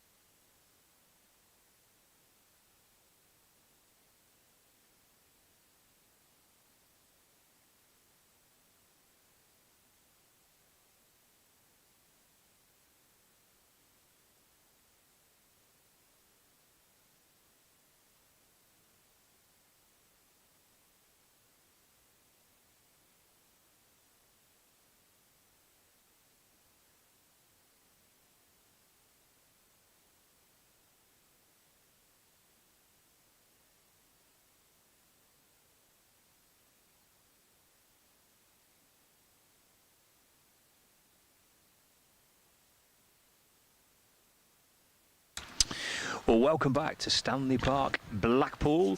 Second innings of this T20 fixture between Lancashire Thunder and the Warwickshire Bears. The target is 161 for Lancashire to win. And for both these sides, they're kind of playing knockout cricket now. They're both kind of hanging on in there with the possibility of trying to sneak into the qualification spots. But they're going to have to win every game, you would think, to try and do that. So 161, Lancashire need to get if they're going to keep kind of fingertips on this T20 Blast competition for this summer. What do you reckon, Alison Byrne? That feels to me like a pretty decent bowling performance by Lancashire. Look where Warwickshire were at the power play and at the halfway stage. What do you reckon? You happy 160 for 9? I am now. Okay. After seeing the first 10 overs, the way Warwickshire were batting, I thought they were on for, like, as I said, 175, 180. Yeah. And looking at the depth of the Lancashire batting today, I'm feeling fairly confident, but as I say, you never can be overly confident when you support Lancashire. No, true, I know what you mean. The word I was getting when I was just off comms by the edge of the boundary was that like some of the Lancashire players were thinking maybe about 160, 150, 160 could be about par. So that was the feeling from one or two of the Lancashire players. So we'll see if that kind of bears fruit. So maybe they're about par, but we shall see. 161 is the target. And Eve Jones and Meg Lanning to open up the batting for Thunder in this reply. Taylor is in and bowling, and that's turned away off the thigh pad, I think. Not sure there's much bat on that, is there? It's just a little tickle around the corner. Let's see, the umpire isn't shaking a leg at this point, so I know. There's no shaking of legs. Run on the board there. Okey coking. That's just us three in the commentary box, really, isn't it? Doing the okey dokey. So run to get Thunder up and running, just a little paddle away down towards that fine leg boundary. Just caught the toe end of her bat. Did Jones. That brings Meg Lanning onto strike for the first time. Good to see her back in the Lancashire colours. Hasn't been playing in the one-day cup over the course of the last couple of weeks. There's Millie Taylor in and bowls to Lanning, short and pulled. Seemed to be a plan. They've got two fielders in that direction lurking, but didn't work. And single for Lanning, who gets off the mark. Off you spotted. So sorry, I'm just mentally trying to figure out where they've put the outfielders there. They've got a deep third and a deep point. Sorry, deep fine leg and a deep square leg for the left-handed Eve Jones. A ring of fielders on the offside, and there's a mid-wicket and a mid-on the leg side inside the circle. That's thumped back down the ground by Eve Jones. What a terrific shot that is. Crunched away down towards the boundary. Well, and it's gone for 4. Our photographer George loved that one. Never heard him sound so enthusiastic before. He gave a big cheer as that one sailed past his left ear hole. He did, didn't he? He definitely enjoyed that. That was. Did you get that, George? You didn't quite get it on camera. Did you get that? Never mind. No. Too busy cheering for Eve Jones. Yeah, it was a great start from Jones, wasn't it? But this is what the Bears did, to be fair. They went at it straight from ball 1, didn't they? Yeah, they had a good power play, didn't they? And then a pretty good first half of the innings. The ball's been checked here because it was rattling around inside the car park somewhere. Oh, it's good. Yeah. Got the old DLS pass scores there, haven't you, which is always handy. Because it's definitely going to rain today, isn't it? Not. Taylor pulls. Jones worked out towards square leg. That'll be worth a couple. Steered away to square leg for 2. Score moves on to 8 without loss. I quite like it as just a bit of a gauge, not so much for the rain, just a bit of an idea as to where they're up to with the run. Are they about where they should be? Are they a little bit ahead of the game? I think it works quite well, that DLS, for that. No, not for you? Not for me. Not for you. All right, OK. But, you know, each their own. I do enjoy it. You keep it on your side of the desk. There you go. I do. Who doesn't love a Duckworth-Lewis par score? It's pushed away by Jones into the offside for no run. The table of over by over par scores. I mean, what's not to love about that? Well, I'd rather just watch the game, quite frankly. No run there on offer. Jones has just dabbed it down to point while you were getting carried away by your Love a deal, a spot table score. of stats there, Scott. 8 without loss. Jones on 7, so nearly Taylor in to complete the first over of the reply. And sorry, Mary Taylor in bowls, and that's bowled. Jones, it has, yeah. And that's striking with the final ball of the first over. Jones having just hit a beautiful shot. A couple of deliveries go down the ground for 4. In the end, he's bowled. And Mary Taylor strikes first over of the run chase. Oh, George is feeling very proud of himself because he caught the wicket on his camera. One enough to be happy about. Jones is out, George. That just nipped back in, didn't it? Did. I think it moved a lot actually. Yeah, I'd love to see that again. Just kind of, George is telling me it kept low. He was looking at it through his magnifying glass of a camera. I'm not sure we should believe a word George says. There we go. It didn't, George. Didn't keep low, but it nipped back in, didn't it? Did nip. Good piece of bowling. Oh yeah, she Mary was looking Taylor. to play that through the covers and it just darted back on her, didn't it? Well bowled. Yeah, and Eve Jones has been spankingly good form this She has. season, hasn't she? Yeah, I mean, she she's has. just been, scoring runs for fun. Early breakthrough then for Warwickshire. Eve Jones, especially in the one-day cup, has been in brilliant really form. interesting because I think Talika Stephen has gone in ahead of Emma Lamb. And she's gone in ahead of Darcy Carter, second top scorer in the World Cup, and Emma Lamb top scorer in the 50 over contest last year. Kes Stephen hits a mighty blow down the ground. She's practicing pinch hitting in the warm-up. Mike and I were watching with a lot of admiration. We'll see. Suren Kumar comes in and bowls. Oh, and that's a forward push by Lanning, which could have nibbled back onto her stumps. Good start then. Almost sneaking through the defences, back onto the pad and bouncing past the stumps. They've effectively got 4 opening batters, haven't they, Lancashire? Yeah, it's very Jones, Lamb, interesting to Lanning see and what with- Stephen. Yeah. Or 5 if you count Carter now. True, yeah. That's whipped out towards the onside by Lanning, or at least the attempt was. In the end, it just fails to make clean contact with the ball, so a dot ball. Kes Stephen obviously is a left-hander, which it's always batting team do like to put the lefty and the righty combos together, don't they? 8 for 1. It's a very good start from Suren Kumar. Yeah, a couple of dot balls to begin with, and she's induced a couple of false shots, hasn't she, from Meg Lanning. Back in bowls once more. They're not quite timed off the front foot.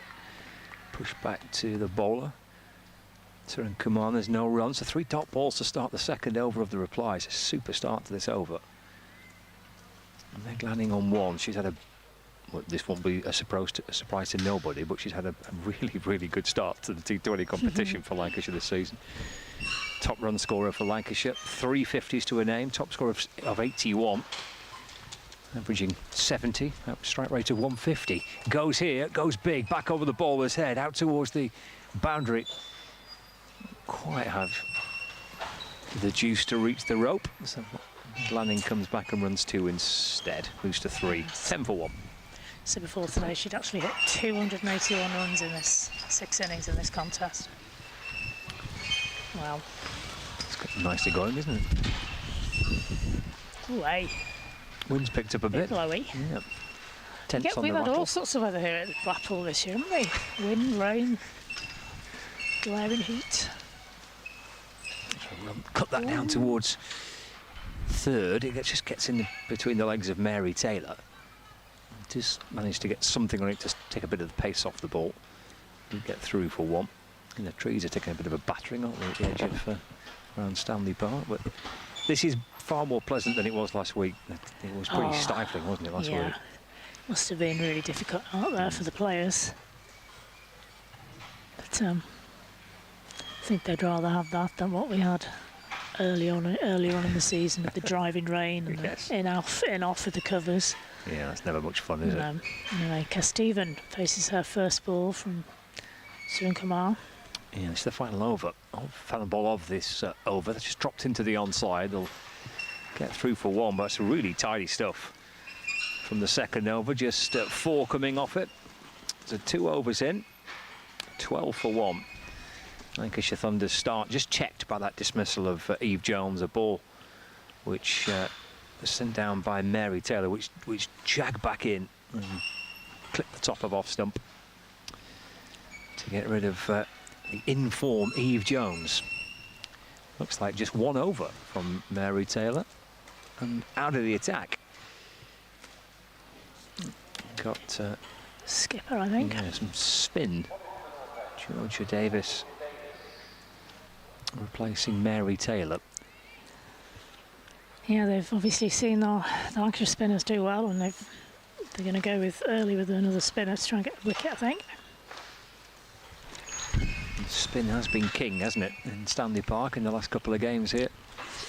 She's got 9 wickets already in this contest this season as Davis.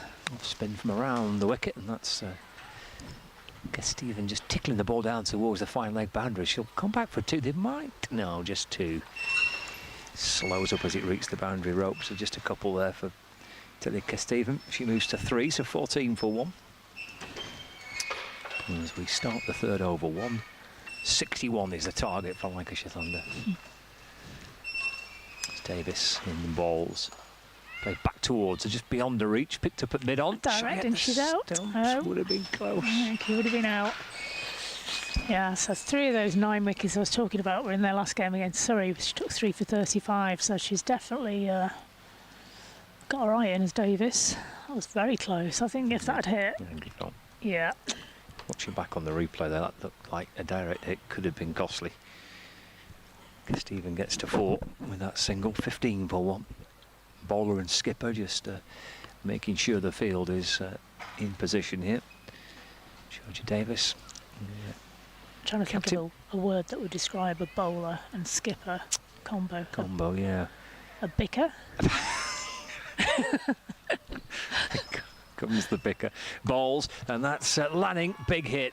Meg Lanning gets this one away, and then some crashes over the boundary on towards the covers. Wow. And it's 6 for Meg Lanning. She moves to 10, 21 for 1. Even the Warwickshire girls gave that a little ripple of applause. Emma Harlott was watching it go and clapping it as it went over her head. Oh, that's a good shot, isn't it? Incredible. Oh, yep. Ricocheted. 1 cover, 2nd cover, bit of bagatelle. 10 for Meg Lanning, 21 for 1. Davis balls again. Lanning drives. Oh, it's gone through the fingertips of Davis. And kind of stopped by Mary Taylor. She does well, actually, Taylor. Away to her right. Both did. Mid off. Davis got a hand to it. Taylor got a hand to it. And without either of those, that's going to be at least 4 down the ground. And then balls again to Lanning. No. That's in the air and caught.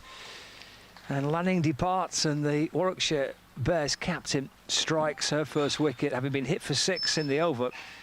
Lanning goes for a big shot, but slices it out towards backward point, and she's caught inside the circle. Goes for 10. Thunder are 2 down. Not the start the Thunder had envisaged 10 minutes ago. Bears can't believe their luck. Georgia Redmayne with a catch. Aussie on Aussie action there. Yeah, that's a big breakthrough for Warwickshire. One of the game's greats, and currently for this season, Lancashire's top run scorer in this competition. And the Lamb is heading out. Looks like we're going to need all 5 of those openers. Yes. How many times Emma Lamb would have batted at 4? Well, she can almost bat up. She's almost batted at 1 here, isn't she?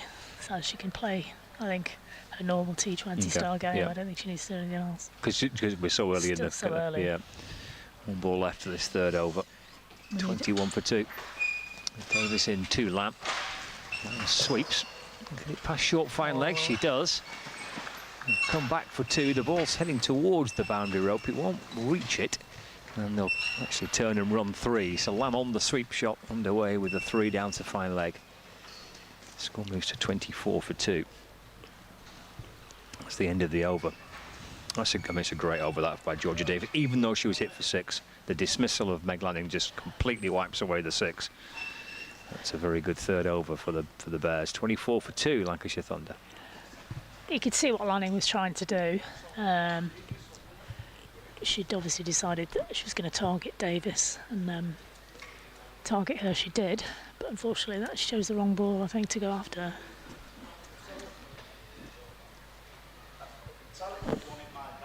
Soon Kamar's going to get no over by the looks of it.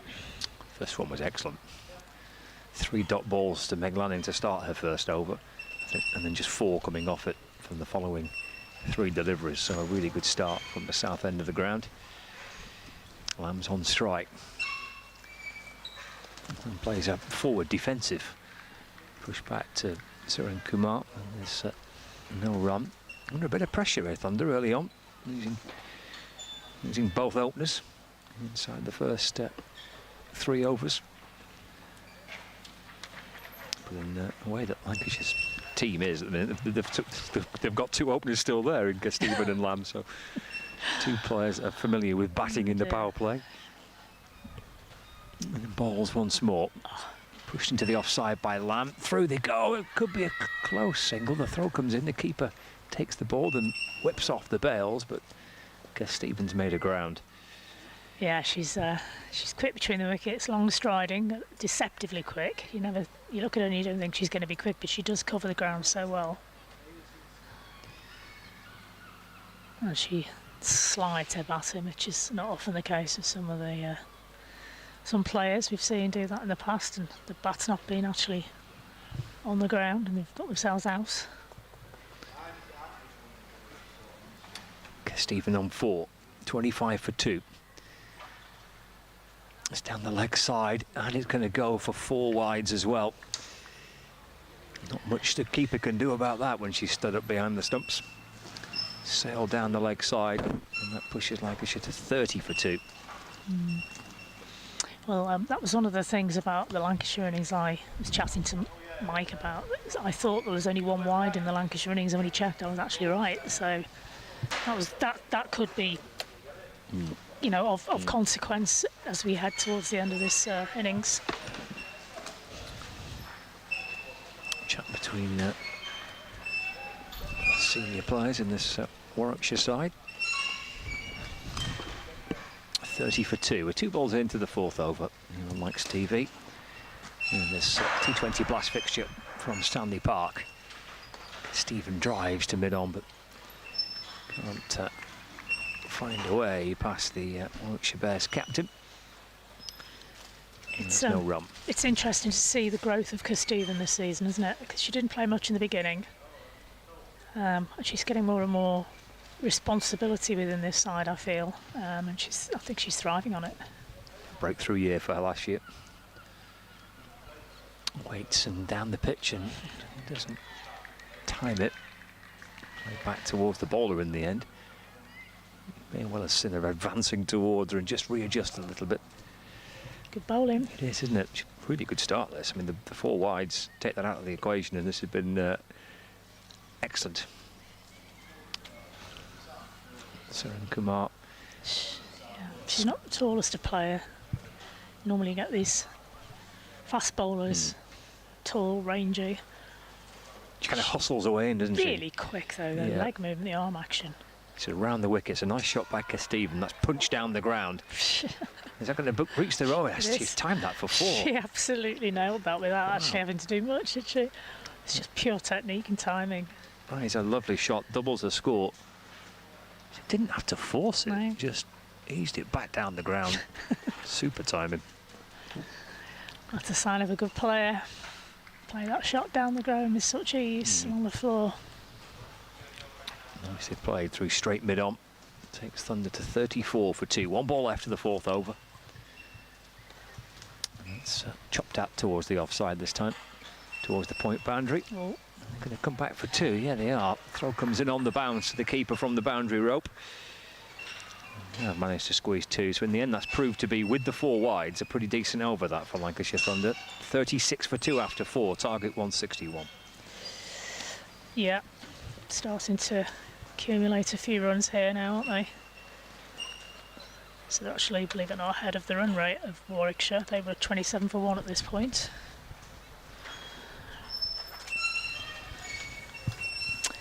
It's a big wicket, Lanning though, the difference.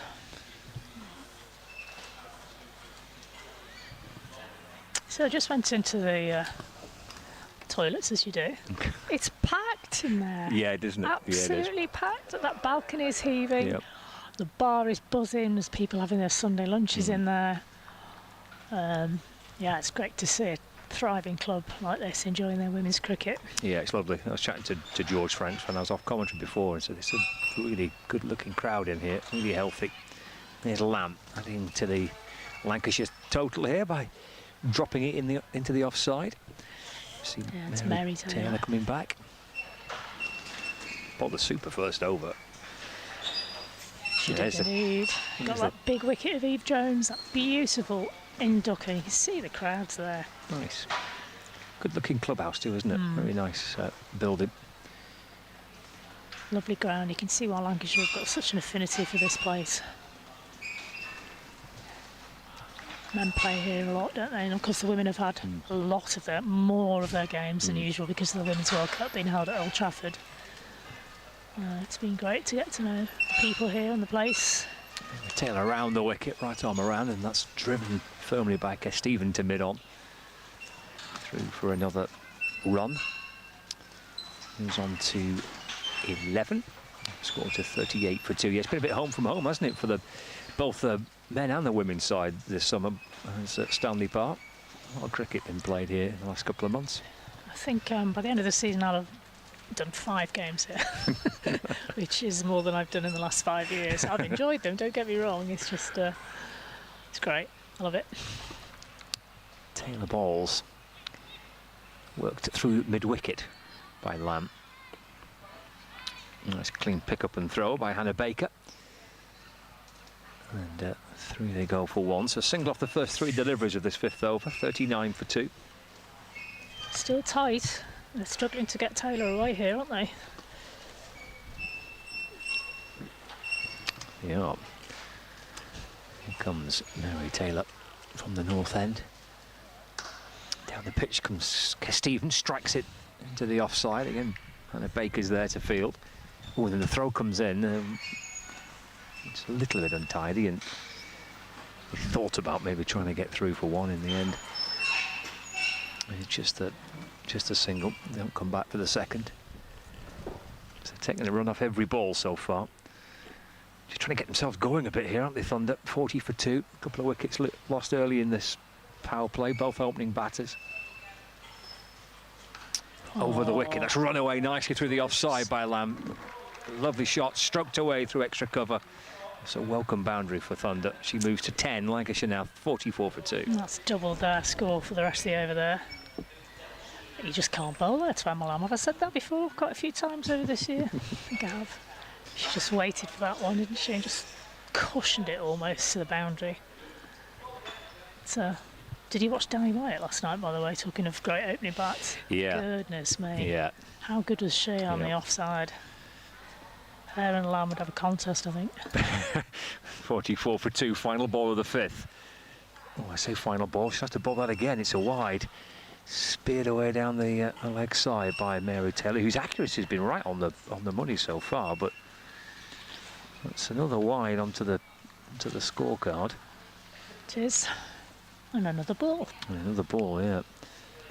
Lancashire make it. It's a pet hate of mine, wide. I don't get too upset if it's pace bowlers, but when a spinner bowls a wide, I do get annoyed. That might be wide again. It is. Just slightly lost a line here, Mary Taylor. Whether that previous delivery, the one that went for 4, which was outside off stump, which was put away nicely by Lamb, maybe she just kind of overcompensating a fraction. I think you absolutely nailed it there, Scott. I think she's trying to prevent Lamb from being able to access the offside, and she's bowling it, trying to bowl it straight, and she's just, as you say, veering it down leg. And the balls to Lamb. That's a little bit straighter, which is nudged away off the front pad out through mid-wicket. Lamb wants to come back for 2. It's a tight 2, but she does come back. Puts the dive in. Scrambled a couple there at the back end of that 5th over. So Lamb's on 12, Kes Stevens on 12. 5 overs gone. And breathe. 48 for 2 here at Stanley Park in Blackpool. Yeah, and breathe. Quite right. So, Lancashire 48 for 2. Warwickshire were on 38 for 1. It seemed that they were on more, actually. It did actually, didn't it? Yeah. Yeah, but I think those wides add up, you know. There's Yeah, 6 true. taken off wides already today. Yeah. It felt like a really good power play for the Bears, but I say when you read out the comparisons there. Take the 6 wides away and it's more even. Yeah, that's true. Yeah. Yeah, we're just about to start the 6th over.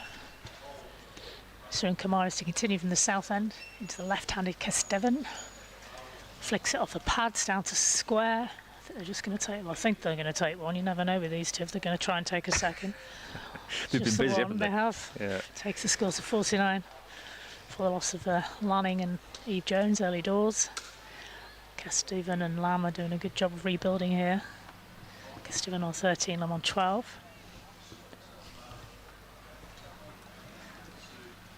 Surin Kumar prepares to bowl her second ball. Walks in and then extends her stride. In she comes to Lamb. That's flicked off her pads. Lovely down to deep fine. And they're... It was, but tucked away, wasn't it? Yeah. Just whipped away off the pads down to fine leg.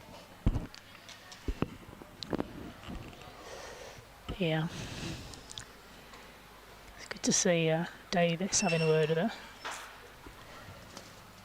Always nice to have your captain by your side when you're bowling. Yeah, it's got to help, hasn't it? A couple of senior people around you.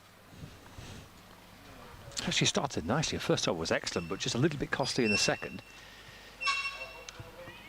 Good shot for 1 run into the covers again. That's quick. These fielders are no slouches. They're taking some chances at the moment, but they're getting away with it so far. 1 run. Well, we can say it's positive running at the minute. It's worked, hasn't it? What is good is that Lamb's calling and Kestevan is just not hesitating. She's going. Lamb's a senior player in this partnership and she's listening to her and she's just obeying everything. So hopefully Lamb won't get it wrong. Kestevan on strike. Surin Kumar. Kestevan's used her feet there. Tried to play it straight and had to adapt and play it down into mid-wicket instead for 1 run.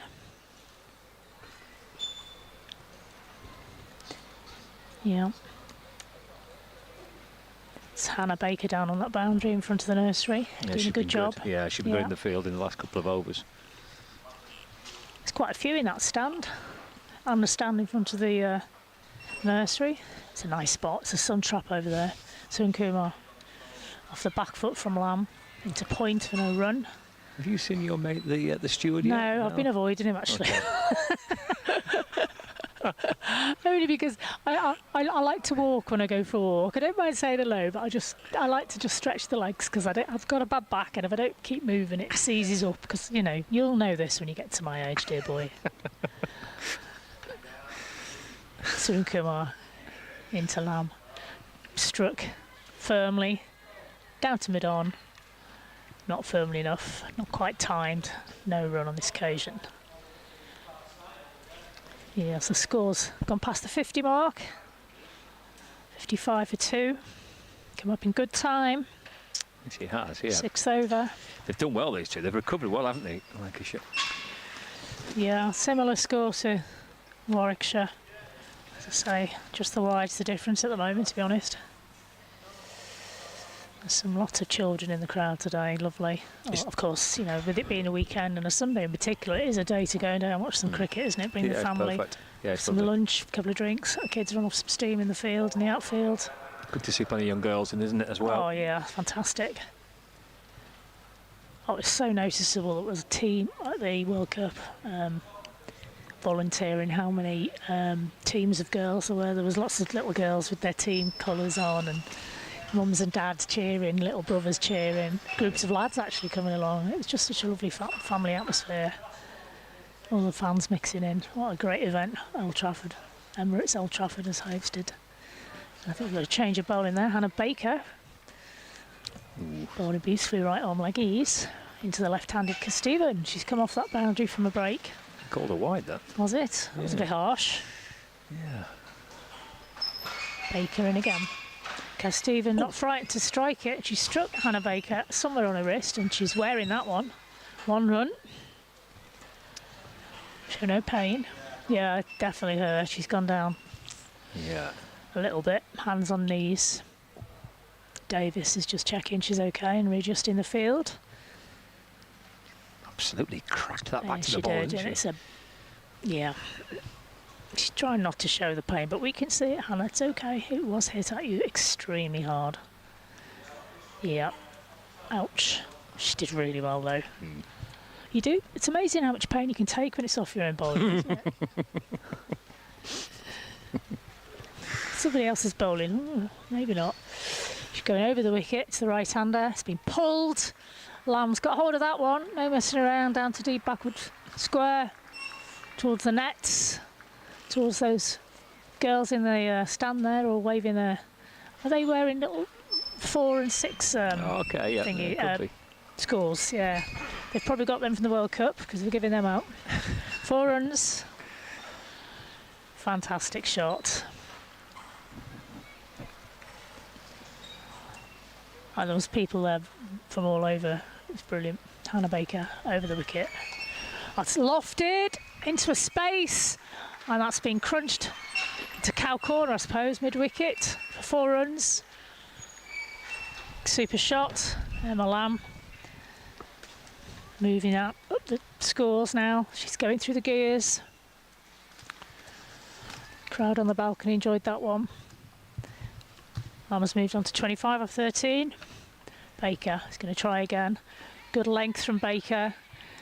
Lamb was looking to drive that, changed her mind and defended in the end. Good line from Baker. Stevens 15 off 12, Lamb 25 off 14. Scores 65 for 2 here at Stanley Park. Blackpool. Baker. Driven off her legs into mid-wicket, into square by Emma Lamb, just for 1. Fielders switching and swapping. Yes, 45 run partnership between these two. 45 off just 23 deliveries as well. Yeah. Excuse me. Stephen is on strike, right arm round from Baker. A little bit. Ooh, I thought she'd taken her there, and I don't think Stephen meant to hit it there. It's caught an edge of some description. Hands on head moment from the Warwickshire players. Let's have a look at this. Stevens on the oh yeah, under edge, and it's just, oh, she was very lucky for it to not hit the leg peg there. Steve, security guards just give me a red card there, because I'd said he's just come up and literally handed me a red card because I said I didn't want to speak to him. All right. I'm sorry, Steve. 67 for 2. That's you told off, isn't it? That's definitely me. I'm not going anywhere, mate. You'll have to drag me off. 67 for 2. I'll leave you. I'll let Mike come and join you for a Stephen bit. on 16, Lamb on 26. Thanks, Scott. Just going to see who's taking the next over. I think it could well be young Surun Kumar to take her final over. Oh no, it's not. She's been she's moving back into a fielding position as Surun Kumar. I think it might be a Taylor, of the Taylor variety. MSL Taylor, that'll be Millie Taylor from the south end. Little leggies. And usually she's a left arm leggy. That one's just been pushed by Stephen for 1 run. Hello, Mike. Hello, Ali. How are you doing? Good. All right. Could have stopped Steve from giving me a red card. He could have interceded on being my coach and all. Don't want to get in Steve's way. Yeah, so there's a bit of swapping and changing as Lamb comes on to strike.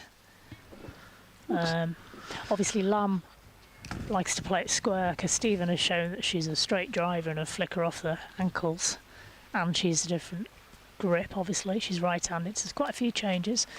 And Lamb's hit that one into the spaces at mid-wicket instead, so it's another run to the total. Moving on to 69. One thing we've not had a lot of chance to do is scores elsewhere, because Women's T20 World Cup Group 1 matches are going on whilst we're playing here. Stephen on strike. She tried to sweep that one. She's gone down on one knee. Fine legs picked it up very easily. No run. Well bowled. South Africa already won by 4 wickets against Bangladesh in that group of the T20 Women's World Cup. And you also have Australia chasing 171 to beat India. They're 31 for 1 in the 5th over. Taylor. Stevens flicked it off their pads again down to square boundary. Going to just stay on one. It's short of the 2 boundaries here at Stanley Park. Is that one? 1 run. 70 the score. And elsewhere in this competition already, the Blaze have wrapped up victory by 9 wickets against Essex. They chased down 137 for that victory. Taylor's coming in. Oh, and she's frustrated with herself, is Lamb. Taylor's bowled her. Lamb's tried to sweep and it's got through a gap. And Lamb will have to go for a well-made 27, but she's frustrated. She knows she could have stayed out there a bit longer, or should have stayed out there a bit longer. Brings in the skipper Threlkeld. Lamb, 27 off her 16 deliveries, well bowled. Well, she's out, was going after it. It is Threlkeld to come to the crease. I wondered if they might think about Carter, given her exploits at the T20 World Cup. She's the 2nd top run scorer at the moment with 208, highest of 72. Those runs have come at an average of 52, but equally, I guess she might be coming back fairly tired from all that batting, is the other aspect. But I did wonder if they might go Darcy Carter and coming in next, but they've gone with the skipper Threlkeld. She's had scores, of course, 45 against Hampshire here, and she also made 49 against the Blaze. So her last couple of innings in this competition have been significant contributions. Seren Smale as well, they've got to squeeze in somewhere as well. So whether it'll be Smale or Carter next is the next decision for Lancashire. Yeah, I don't think Lamb needed to play that shot against the leg spinner, against the spin. I don't think she does either. Dot ball. In fact, wide ball given. It was down the leg side of Threlkeld, so not surprisingly given as a wide.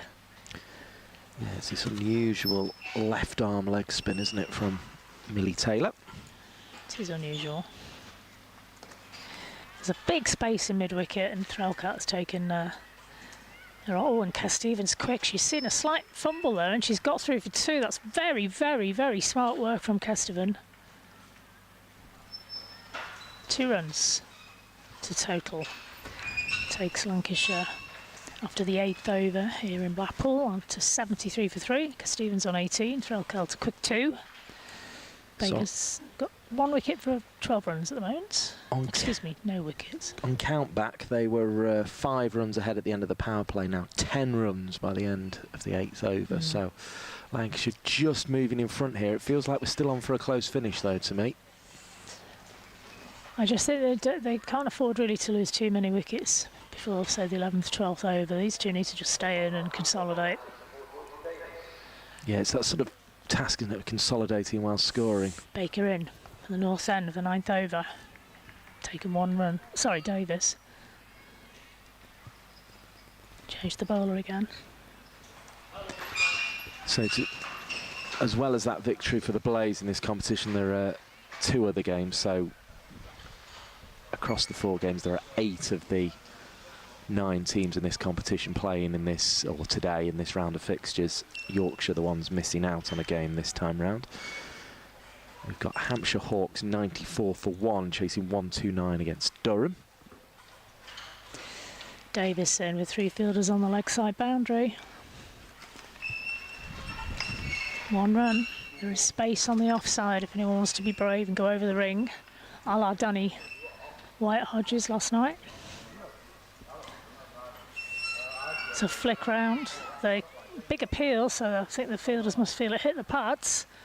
Let's see. It's given us a leg by. 1 run to total though. And the other game we haven't mentioned, Surrey 91 for 3. They're chasing 149 to beat Somerset, who've had a good competition so far, much like Durham actually, who we also mentioned there. Davis into the left-handed Kesteven. And she's gone big! She's gone leg side, and it's sailed over Surin Kumar. I think it bounced once before it hit the boundary. She's had to work hard for 4 runs there. It was a huge shot for a 4. It was one of those where the fielder was just in off the rope, and that was a undoing in the end. Yeah, she hit with the wind there, did Stephen as well. She's gone again straight this time, down the ground. Oh, and again, it's 4 runs. Glorious play from Stephen. 8 runs off 2 balls. She was practicing this pre-match, wasn't she? The coach was sort of throwing her balls and she was whacking them to all parts. She had a cap on and 1 pad. Very looking cool. like the most chilled cricketer you've ever seen in your life. And she's shown why she practices like that, because it's paying off here. So what we don't want is to get her doing the same thing and slicing it to a fielder like as Lanning did. So you've got your 8 for the over. Relax now. Oh, big appeal. Thought I might have jinxed her then. Don't know what it hit or missed there. I think it must have hit a pad on the way through to the keeper there, but she was clearly playing it to leg, so I'm thinking it went down leg side. Let's have a look. No, I think it hit her glove first, didn't it there, Mike? Anyway, no, not given out. It's hard to tell. So at the end of the over, we're at 83 for 3. At the end of the 9th over. Head of the scoring rate now, I believe. Yeah, by about 10. About 10 ahead. But yeah, as we were mentioning, Durham doing well this year. They're up in 2nd coming into this round of fixtures. Somerset in 5th. Taylor. Oh, it's been given! Threlkelt's gone to sweep, as Lamb had done, and she's been given out LBW. Don't understand where they're sweeping at the moment. It's a Threlkeld shot, isn't it? It is. But she's tried to take this one off the stumps, and I guess that's been her undoing. But it's the nature of T20 cricket, isn't it? You can't wait around for that one that's missing. You've got to take it off the stumps, and even in the 50-over format they do here. That's very well bowled by Millie Taylor. Good lines. Just flighted it up, didn't she, and just kept the stumps in the game. And she knew, I think, as soon as it missed the bat of Threlkeld, that wicket was coming her way. So the top 4 at the moment in this table, as Lancashire slipped at 83 for 4 in this chase of 161.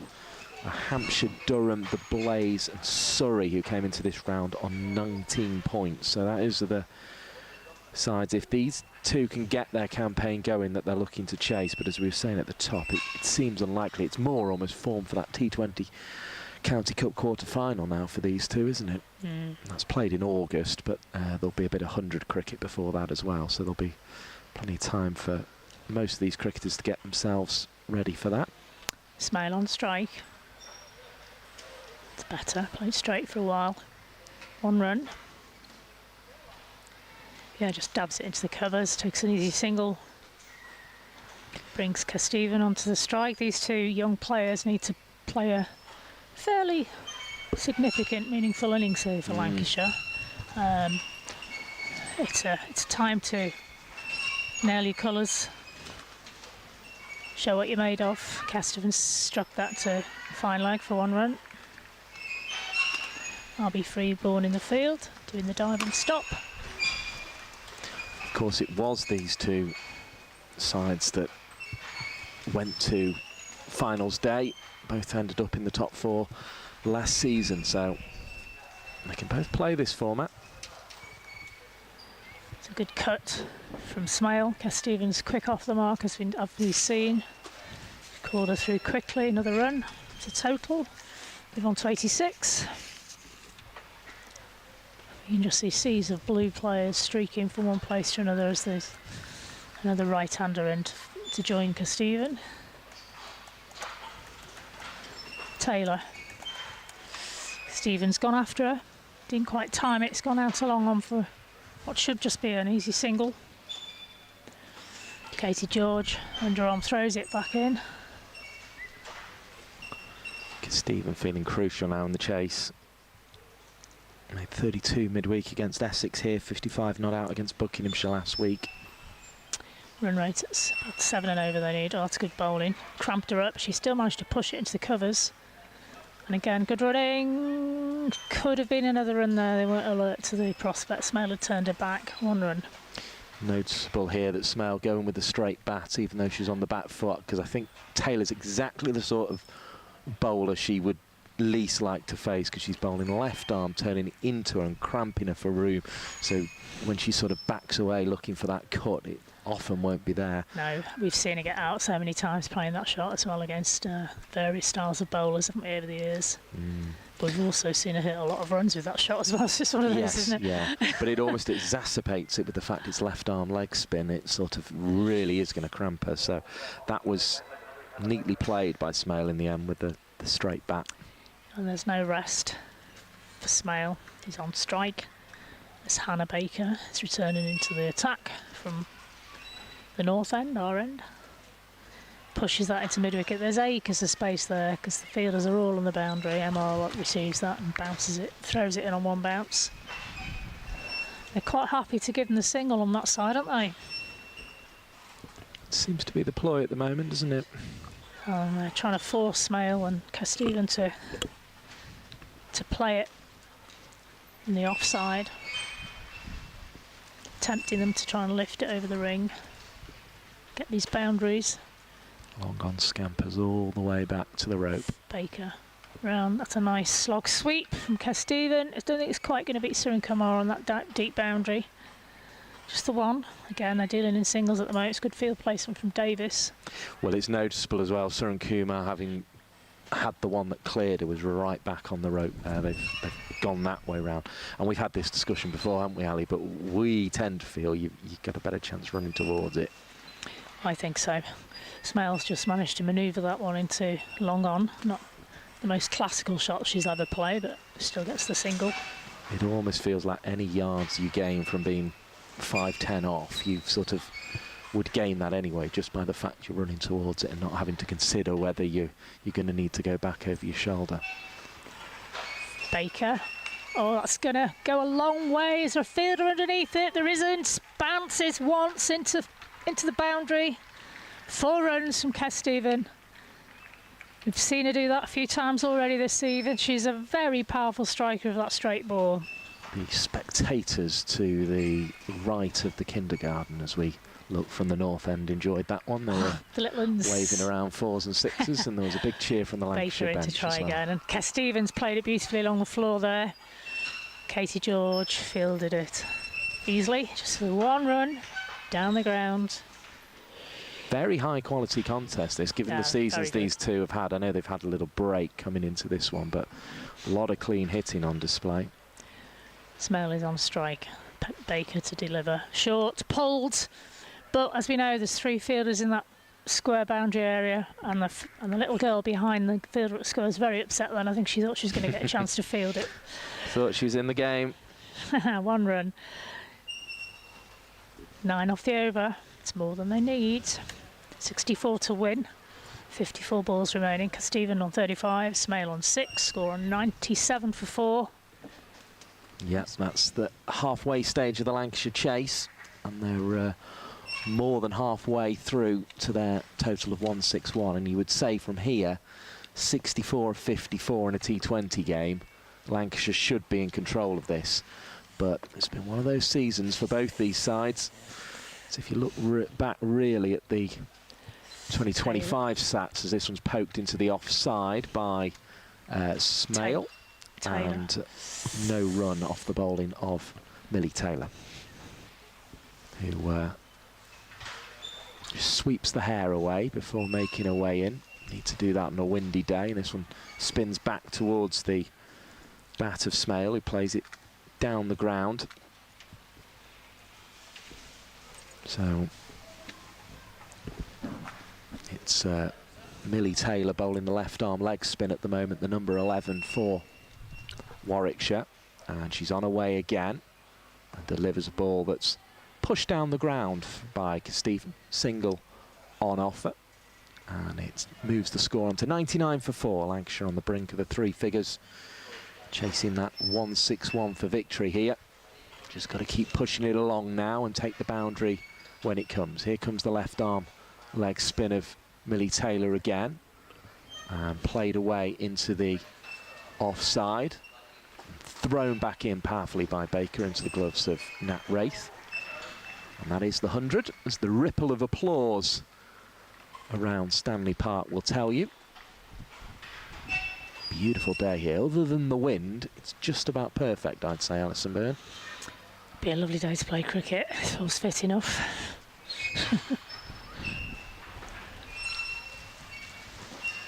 Here comes Millie Taylor again. And a hit down the ground. Beautiful from Stephen. She's looking in fine touch here. On to 40. And that was really nicely hit, using her feet. And if Stephen stays in, this could all happen in a bit of a hurry. Lancashire was saying they fancied 160 as being par. Well, they're making it look an easy chase at the moment. Beautiful footwork from Stephen. Glorious. As we said the other day, there's something about the Eve Jones when she comes to the crease at the start of her innings, but she's got some extra shots, it almost feels. Hits that one at cover very hard from a full length. Doesn't pick up a run. Taylor completes the over. Millie Taylor, that is. 104 for 4. We've had 12 so far. Just ahead still of where Warwickshire found themselves at 100 for 3 at this stage. Mid-pitch conference between these two batters. And they wait again. It's Smale who's gone high, just in front of Arlett, bounces horribly.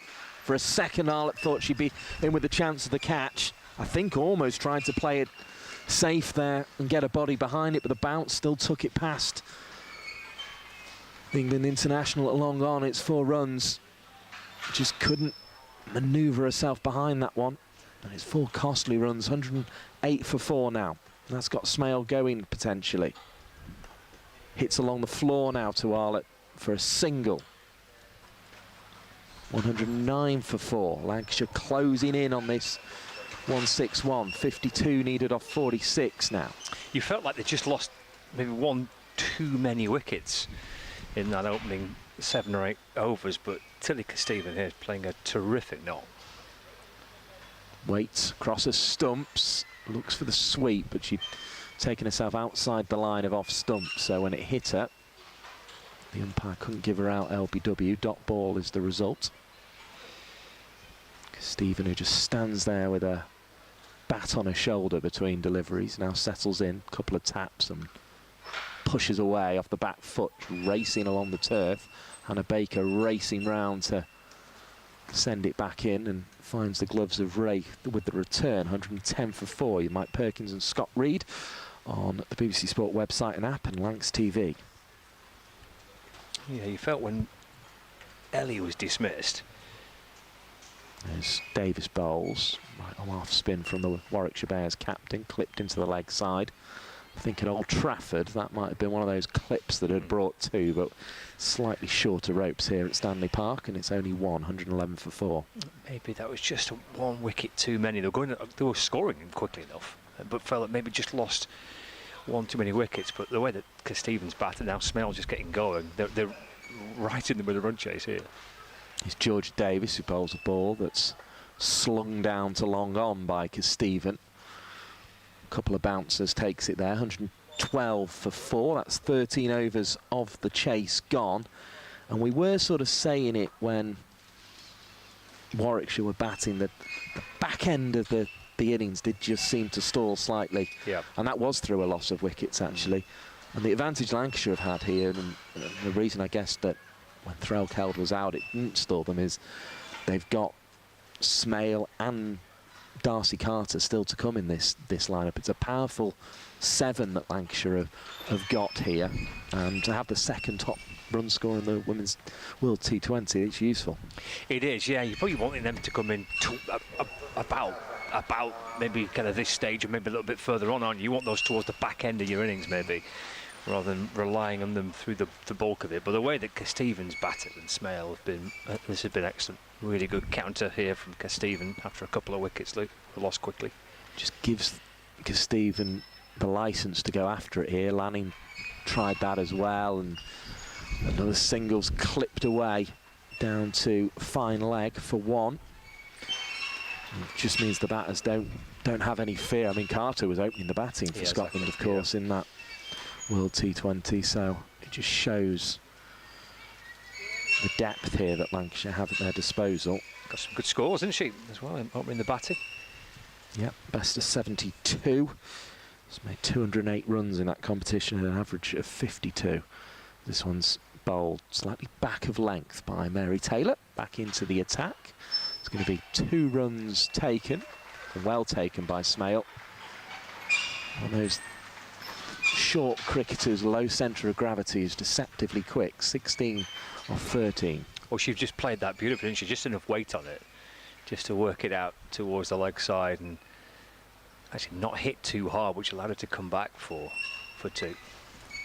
Another victory for Hampshire Hawks at the top of the table against second place Durham as a slower ball's bowled by Mary Taylor. Smale waited for it well and was equal to it, striking it out to cover on the floor. 116 for 4, halfway through the 14th, 45 of 39. So yeah, Hampshire Hawks getting the better of Durham, chasing down 129 for victory with 8 wickets to spare. We've seen the Blaze win today against Essex by 9 wickets. Still to be decided, this game here at Stanley Park, Blackpool, between Lancashire Thunder and Warwickshire Bears, as Taylor bowls and Stevens spotted a slower ball again, and she's gone straight down the ground for 4, and that was as classical as a lofted drive gets from Steven. 120 the total moves on to, just the 4 wickets down for Lancashire, and they are well in control now. And that was a beautiful, beautiful stroke from Steven. Still cleared the front leg slightly, but it was the swing of the bat that was classical and took it down the ground and into the little concrete wall painted white at the far end. Flicked off a leading edge really here, now down to 3rd. Picks up another run though, takes her on to 48, 121 for 4, 40 off 37 for Lancashire. They're in control. 5 of her 6 4s have come straight from Steven. Hits the ball really well down the ground.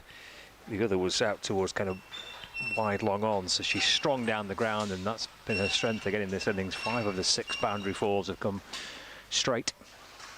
Here comes Taylor again. South end, struck up to mid-off, bounces once. Smale can't believe it because she hit that one quite well, but 1 bounce to the fielder and doesn't get a run for it. 121 for 4. The other score we haven't given you in this competition, Somerset have set Surrey 149 for victory. Looks like Surrey, who are a place above Somerset coming into this round of fixtures, are going to get there. They're 131 for 4 with 6 wickets remaining in the Women's T20 World Cup. The latest we have there is Australia against India. The chase is 171 for the Aussies. There's 71 for 3 in the 10th. That is a big game at that competition. Today we've already seen South Africa win by 4 wickets against Bangladesh. And 3-2 does not go with South Africa, Australia and India all in that group. Millie Taylor's going to switch ends now. Have a go bowling the 15th over from the north end. The breeze ruffling the kits of the players still, as this one is played behind square on the leg side. And another single to Steven, who is up to 48 now.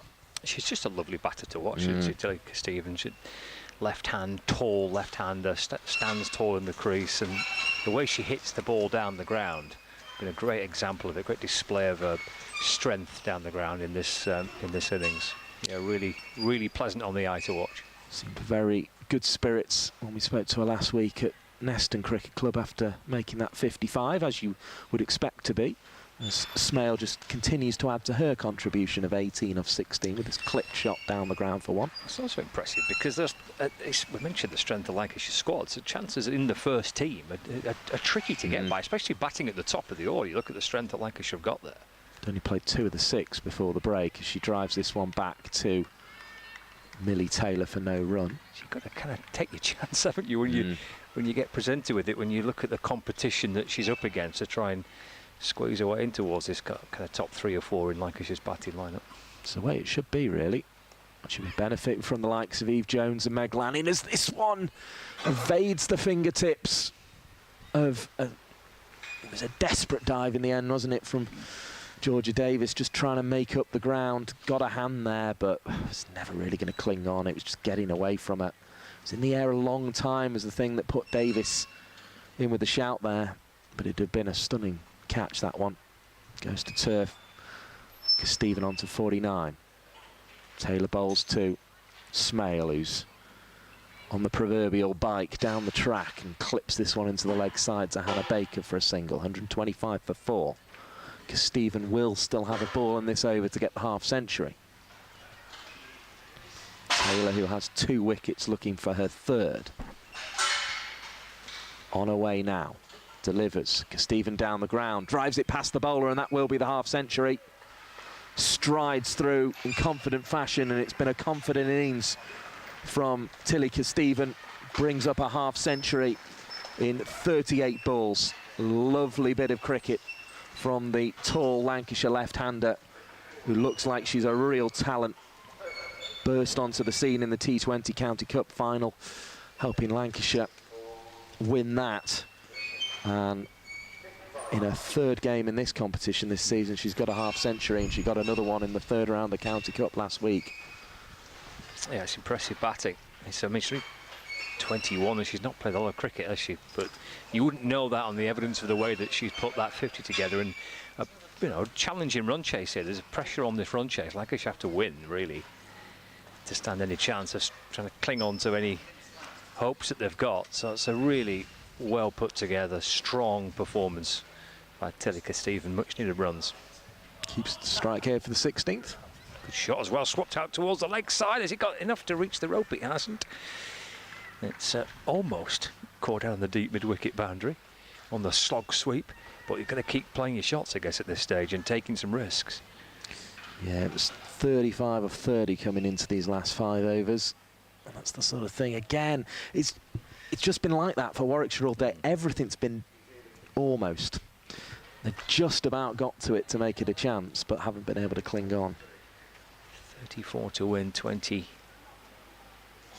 balls left. Smells on strike is Hannah Baker in balls. Looks to try and reverse it, but unable to make contact. Rehearses the attempt to try and make bat on ball and tickle it down towards the boundary. And it's 1 or 2 of those almost chances that Warwickshire have just needed here. If they'd got them, they'd be in pole position. Balls once again to Smale. That is struck through the offside out towards the point boundary. They're flirting with the idea of 2. They're restricted to 1. 128 for 4. And brings Tilly Stephen back on strike. 51 not out. If you just join us, a reminder at the top of the innings, Eve Jones out for 7, Meg Lanning 10, Emma Lamb made 27, and Ellie Threlkeld 2. So that's thumped down towards long on. Stephen moves on to 52 not out, 129 for 4. If you'd have offered Warwickshire that before the start of play, Jones, Lanning and Lamb out for what, 30 between them? Baker balls to Smale, gets the reverse out again. It's well stopped inside the circle. That's a good piece of fielding. It does get Sarah Smale a single. Could have been more. Moves on to 21, 130 for 4. Ball remaining of the 16th over. 31 to win, 25 balls left. It's Hannah Baker in and balls and driven up towards cover, and Stephen gets through for a single. That is the end of the over. He's been busy by these 2 batters. They've not found a boundary, but they've been pretty busy with the bat. Well, they know that's kind of almost all they've got to do. As long as they find a boundary somewhere in these remaining 4 overs, if they keep it ticking at ones, they'll sort of be there or thereabouts, that when the boundary comes, they will make this chase. It's 44 in the end made between Eve Jones, Meg Lanning and Emma Lamb. And then if you throw the captain Threlkeld in as well, 46 to get those players out. You'd probably take that, but it's the future really that's winning this one for Lancashire Thunder. Yeah, Tilly Stephen, just a few running repairs here as we wait for play to resume. It's quite a hard outfield, and Georgia Redmayne, in the process of stopping that ball from the reverse paddle from Seren Smale, landed pretty awkwardly and grazed and cut her elbow. Yeah, often with the gloves on is Redmayne, but out in the field today. And a few running repairs will be very, very dry out there, won't it, which will be adding to the abrasiveness of the surface. Yeah, like most cricket grounds all around the country, they've been baked in the sunshine for the last week or so. And Stanley Park in Blackpool is no different. 30 to win, 24 balls remaining here on Lancs TV. T20 blast fixture between Thunder and the Bears. Right, patched up repair work has been done. Let's see, Stephen, see if she can continue where she left off. As Davis is in and bowling. That's finds its way out towards square leg off a little bottom edge of Tilly Stevens' bat. So single takes it to 54, 132 for 4. But as long as they find the boundary somewhere, that's all they've really got to do at this point. 29 to win, 23 balls left. Seren Smale on 21, Davis in balls, down the pitch, hit firmly back towards Davis. She's just beyond the reach of her outstretched right arm. Emily Arlott comes round from long on to field. Smale moves to 22, 133 for 4. Good work from Arlott, quick across the ground.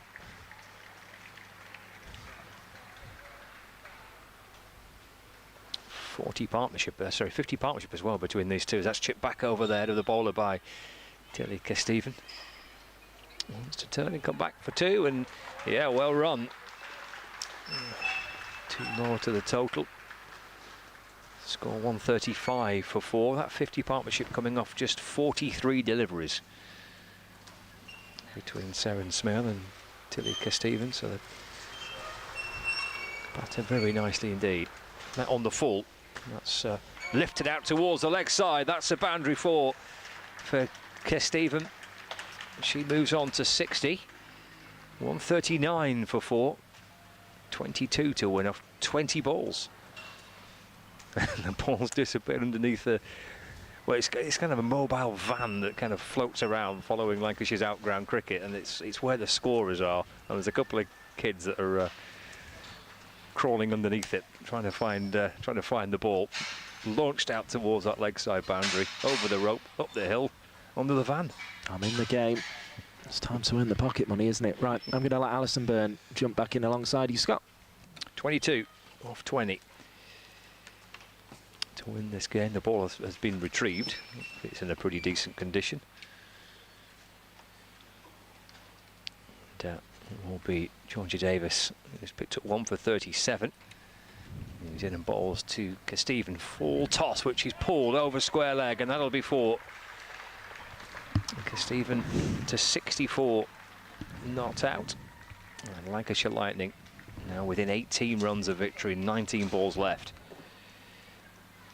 And made the most of that. Juicy full toss, and that was dispatched pretty emphatically. One gets through but doesn't bowl Stephen into the keeper's gloves.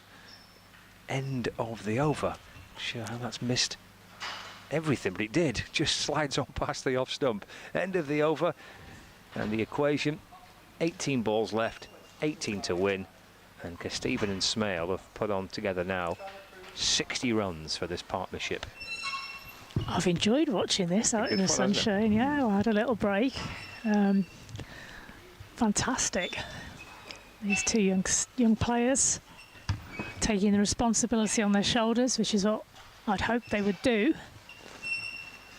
Change of bowler. See the balcony here at Blackpool. Mike was making the point, which I thought was really a really good point. It's actually quite nice. It's 2 of the younger players here at the end for Lancashire, rather than a Jones, a Lamb, a Lanning, that definitely. type of thing. This is the future, isn't it? Baker in from the south end.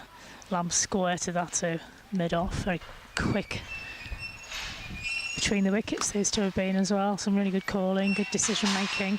Stephen quick to respond to the call there, 1 run. 17 off 17. A lovely position to be in with run a ball required and 6 wickets in hand. Lefty on strike. Hasn't she batted really well? Beautifully. Baker around the wicket. Well, she's gone again. It's squirted off something. For once she didn't connect, no run. Just going through some of the shots that she played, the boundaries that she's hit in this innings, 8 fours, I think 6 of them have been straight. Down through, straight mid off, straight mid on. Can't set a field for them either. Baker in. It's a squirt of that into the point area for no run. Good bowling from Baker. Not been phased by the attacking intent of young Talika Stephen.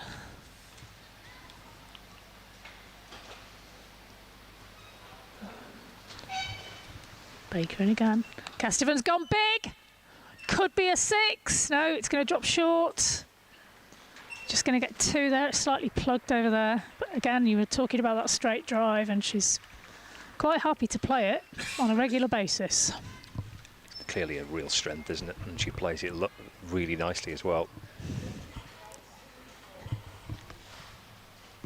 Deserved more than a 2 for that, really. Baker in again. Going to go again. Along the floor this time. It's not going to beat the outfielders. 1 run.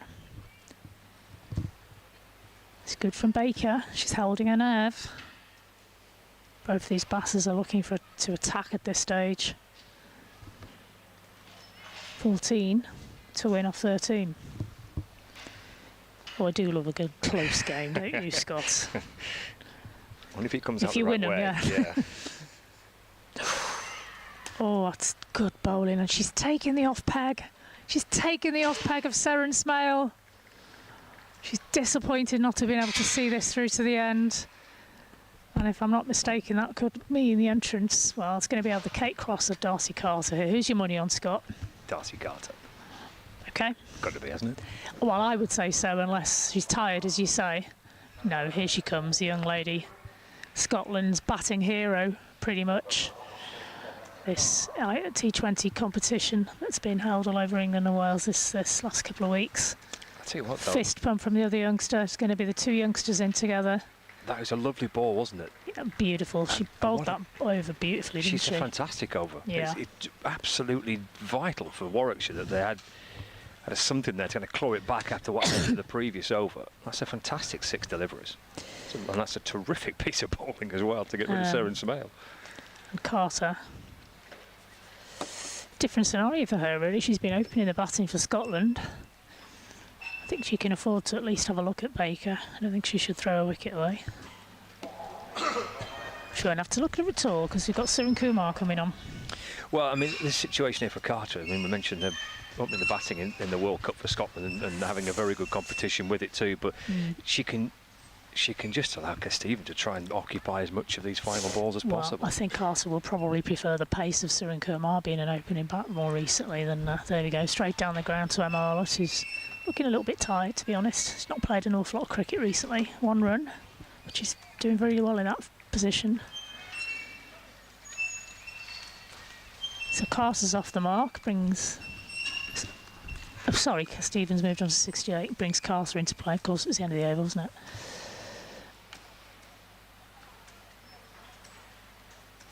Yeah, on the back of a terrific few weeks. What an experience it must have been as well, playing in the World Cup and up in the batting and getting runs for your country. It's been a fantastic few weeks for Darcy Carter. Carter, Siren Kumar. Oh, Carter's gone. She's gone for the big swipe. We've been giving her the big up. Unfortunately, it's very different coming in when you need 13 off 10 than it is to opening the batting when you've still got 10 wickets in hand. It's a completely different mindset, isn't it? Good bowling from the 2 young bowlers here, Baker and Siren Kumar. And now Cross is coming in. She's not waiting for Carl to get off. She's getting on there. She's going to do the job. And Cross is actually practically going to be at the wickets before Carter makes it off. She'll be disappointed to the nth degree in that, because she's had such a good few weeks. And I know, talking to her mum, she was looking forward to coming back to play for Lancashire. I spoke to her on Friday, actually, at the last game in the Old Trafford, and her mum was hoping she'd be selected and that she'd get to play well back in the red rose Lancashire colours. But she must be exhausted, though. The emotions that have gone through, she's gone through the last few weeks. So we'll give her that one. She'll be back. Now we've got Kate Cross on strike. Stephen at the other end, waiting for her turn. Surin Kumar in. And Cross has placed that beautifully in the covers, and they will push for two, I'm sure of it. Stephen's quick between the wickets. She's been sent back by Cross. Oh, Warwickshire could have had her then. Well, they should. Is that the moment where they could have taken the game? Yeah, that wasn't great from Warwickshire. They've had a fantastic chance to run Stephen out. Wanted to come back for the second. She's almost at the non-strikers end. I think Stephen is thought Kate Cross was Saren Smale there. Surin Kumar into Stephen. She's moved her feet. She's thumped it down to long off.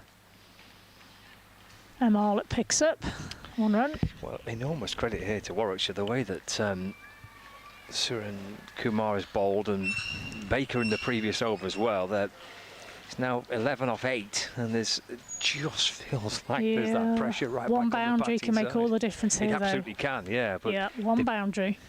They probably need that boundary, probably in this over, don't they, to take a little bit of pressure Surin off. Kumar, Kate Cross.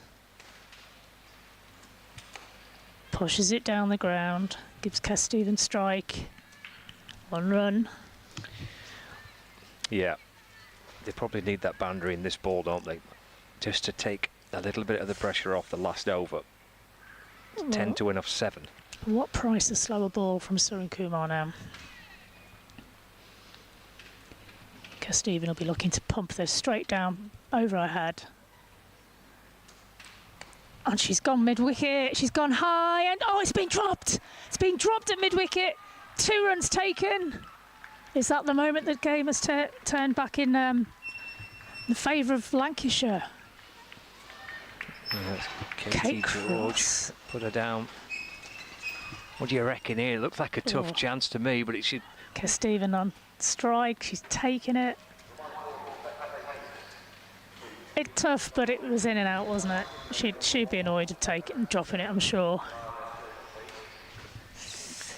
That's made things a little bit closer. 8 off 6 for Lancashire to win. Yeah, that could be a very, very important moment, couldn't it? The run out, the missed run out opportunity, and the drop catch. There's 2 chances in that over for Warwickshire, and they've not taken either. Now then, it's one of the Taylors. Mary, there you go. I'm sure I'm not the only commentators who've been caught out by the MLL initials. Mary Taylor from the South End, pace on. Except she's taken pace off there. That's going to go through for 2, I think, if they're quick. Oh, and Cross wants the strike. Not as quick as Smale, or perhaps a cooler head there. 1 run. yeah, at the back end of the innings here, this is brilliant from Warwickshire, and they've put the pressure right back on Lancashire here. No, she's given Stephen the strike. That's what she's done, sensibly, very sensibly. Cross is a good striker of the ball. Stephen is the woman in form. And that's why she's thumped it, but I don't think she's going to clear the field there. I think she's thumped it too well down to mid-wicket. She's going to go again. Cross has gone. Cross has gone really well. Again, she's given Stephen the strike. Good stuff from Kate Cross. I think she's been whacked on the hand for her troubles as well. Left hand. Lost the bat. Well, I mean, that's the proper playing for your team. Second run that from Kate Cross, because she knows there's a real chance she could get run out, but she needed to try and get Telika Stephen back on strike. Wanted to, and she wanted to get Stephen back on strike. Cross turned blind even there. She was going regardless. She's gone for the team here. Oh no, I think she's jammed her hand on the bat and it's sprayed her thumb or something. Anyway, Taylor back in. It's gone leg. It's got. Oh, she's been caught at square leg. I think it's Abby Freeborn. She's flicked it off her pads, and Freeborn has leapt up, taken a 2-handed catch at square leg. What a piece of fielding from Freeborn. She can't have seen it for very long. It came at her really quickly, and that's shocked the Blackpool crowd. Well, it has. I mean, this is. I mean, it's a brilliant innings from Tilika Stevens. She'll be really disappointed that she's not been there to try and see it through. Whipped off her pads and caught nicely at square What a leg. catch. It's an excellent catch. It's a terrific innings from Tilika Stevens. Out for 73. But this is brilliant by Warwickshire at the back end of the innings. It is. It really is. It's set up by Baker, Surin Kumar again at this end, and now Mary Taylor. And all of a sudden stuff, it's swung back round, hasn't it? Now, Mike, to my right, will remember Tara Norris at Southport hitting a few sixes to nearly win a game not so long ago, a couple of years back. Well, that will do now, wouldn't it? Just want to do. But it's a little bit tricky hitting a left arm leg spinner who you haven't faced an awful lot of before. So I suspect she'll be trying to get across on strike now. Let's see, shall we? Oh, it's not the spinner, it's the seam. I beg your pardon. Here we go. Bit slower ball. She's hit it straight though, as suspected. Going to go single. Cross was looking for 2. Norris was looking for 2. No, it was never on. 1 run. It's all a bit exciting, isn't it? It's a great finish, isn't it? It's a 4 ones fantastic to win. Only 2 balls remaining. They need 2 a ball. And, Cross is taking her time getting her kit organised, which is a great way of catching your breath. Her thumb is still stinging her, no doubt. She's taking the time to have a look around. To be fair, 1 good shot will win this. Will it be from Kate Cross? Taylor in. Could it be this one? No, it's down to square, mid-wicket square area. Oh, Norris has oh my goodness me. Oh, they've run her out. Basically, they should have thrown it to Norris's end, and they didn't. They changed their mind, went to Cross's end, and Cross has been run out. They've still taken a single, though. Still there to be won. Great play from Warwickshire. Kept their cool. 1 run. Cross trudges back to the pavilion. Can't believe what's just happened. No, it'll be 3 to win from 1 ball. All right. And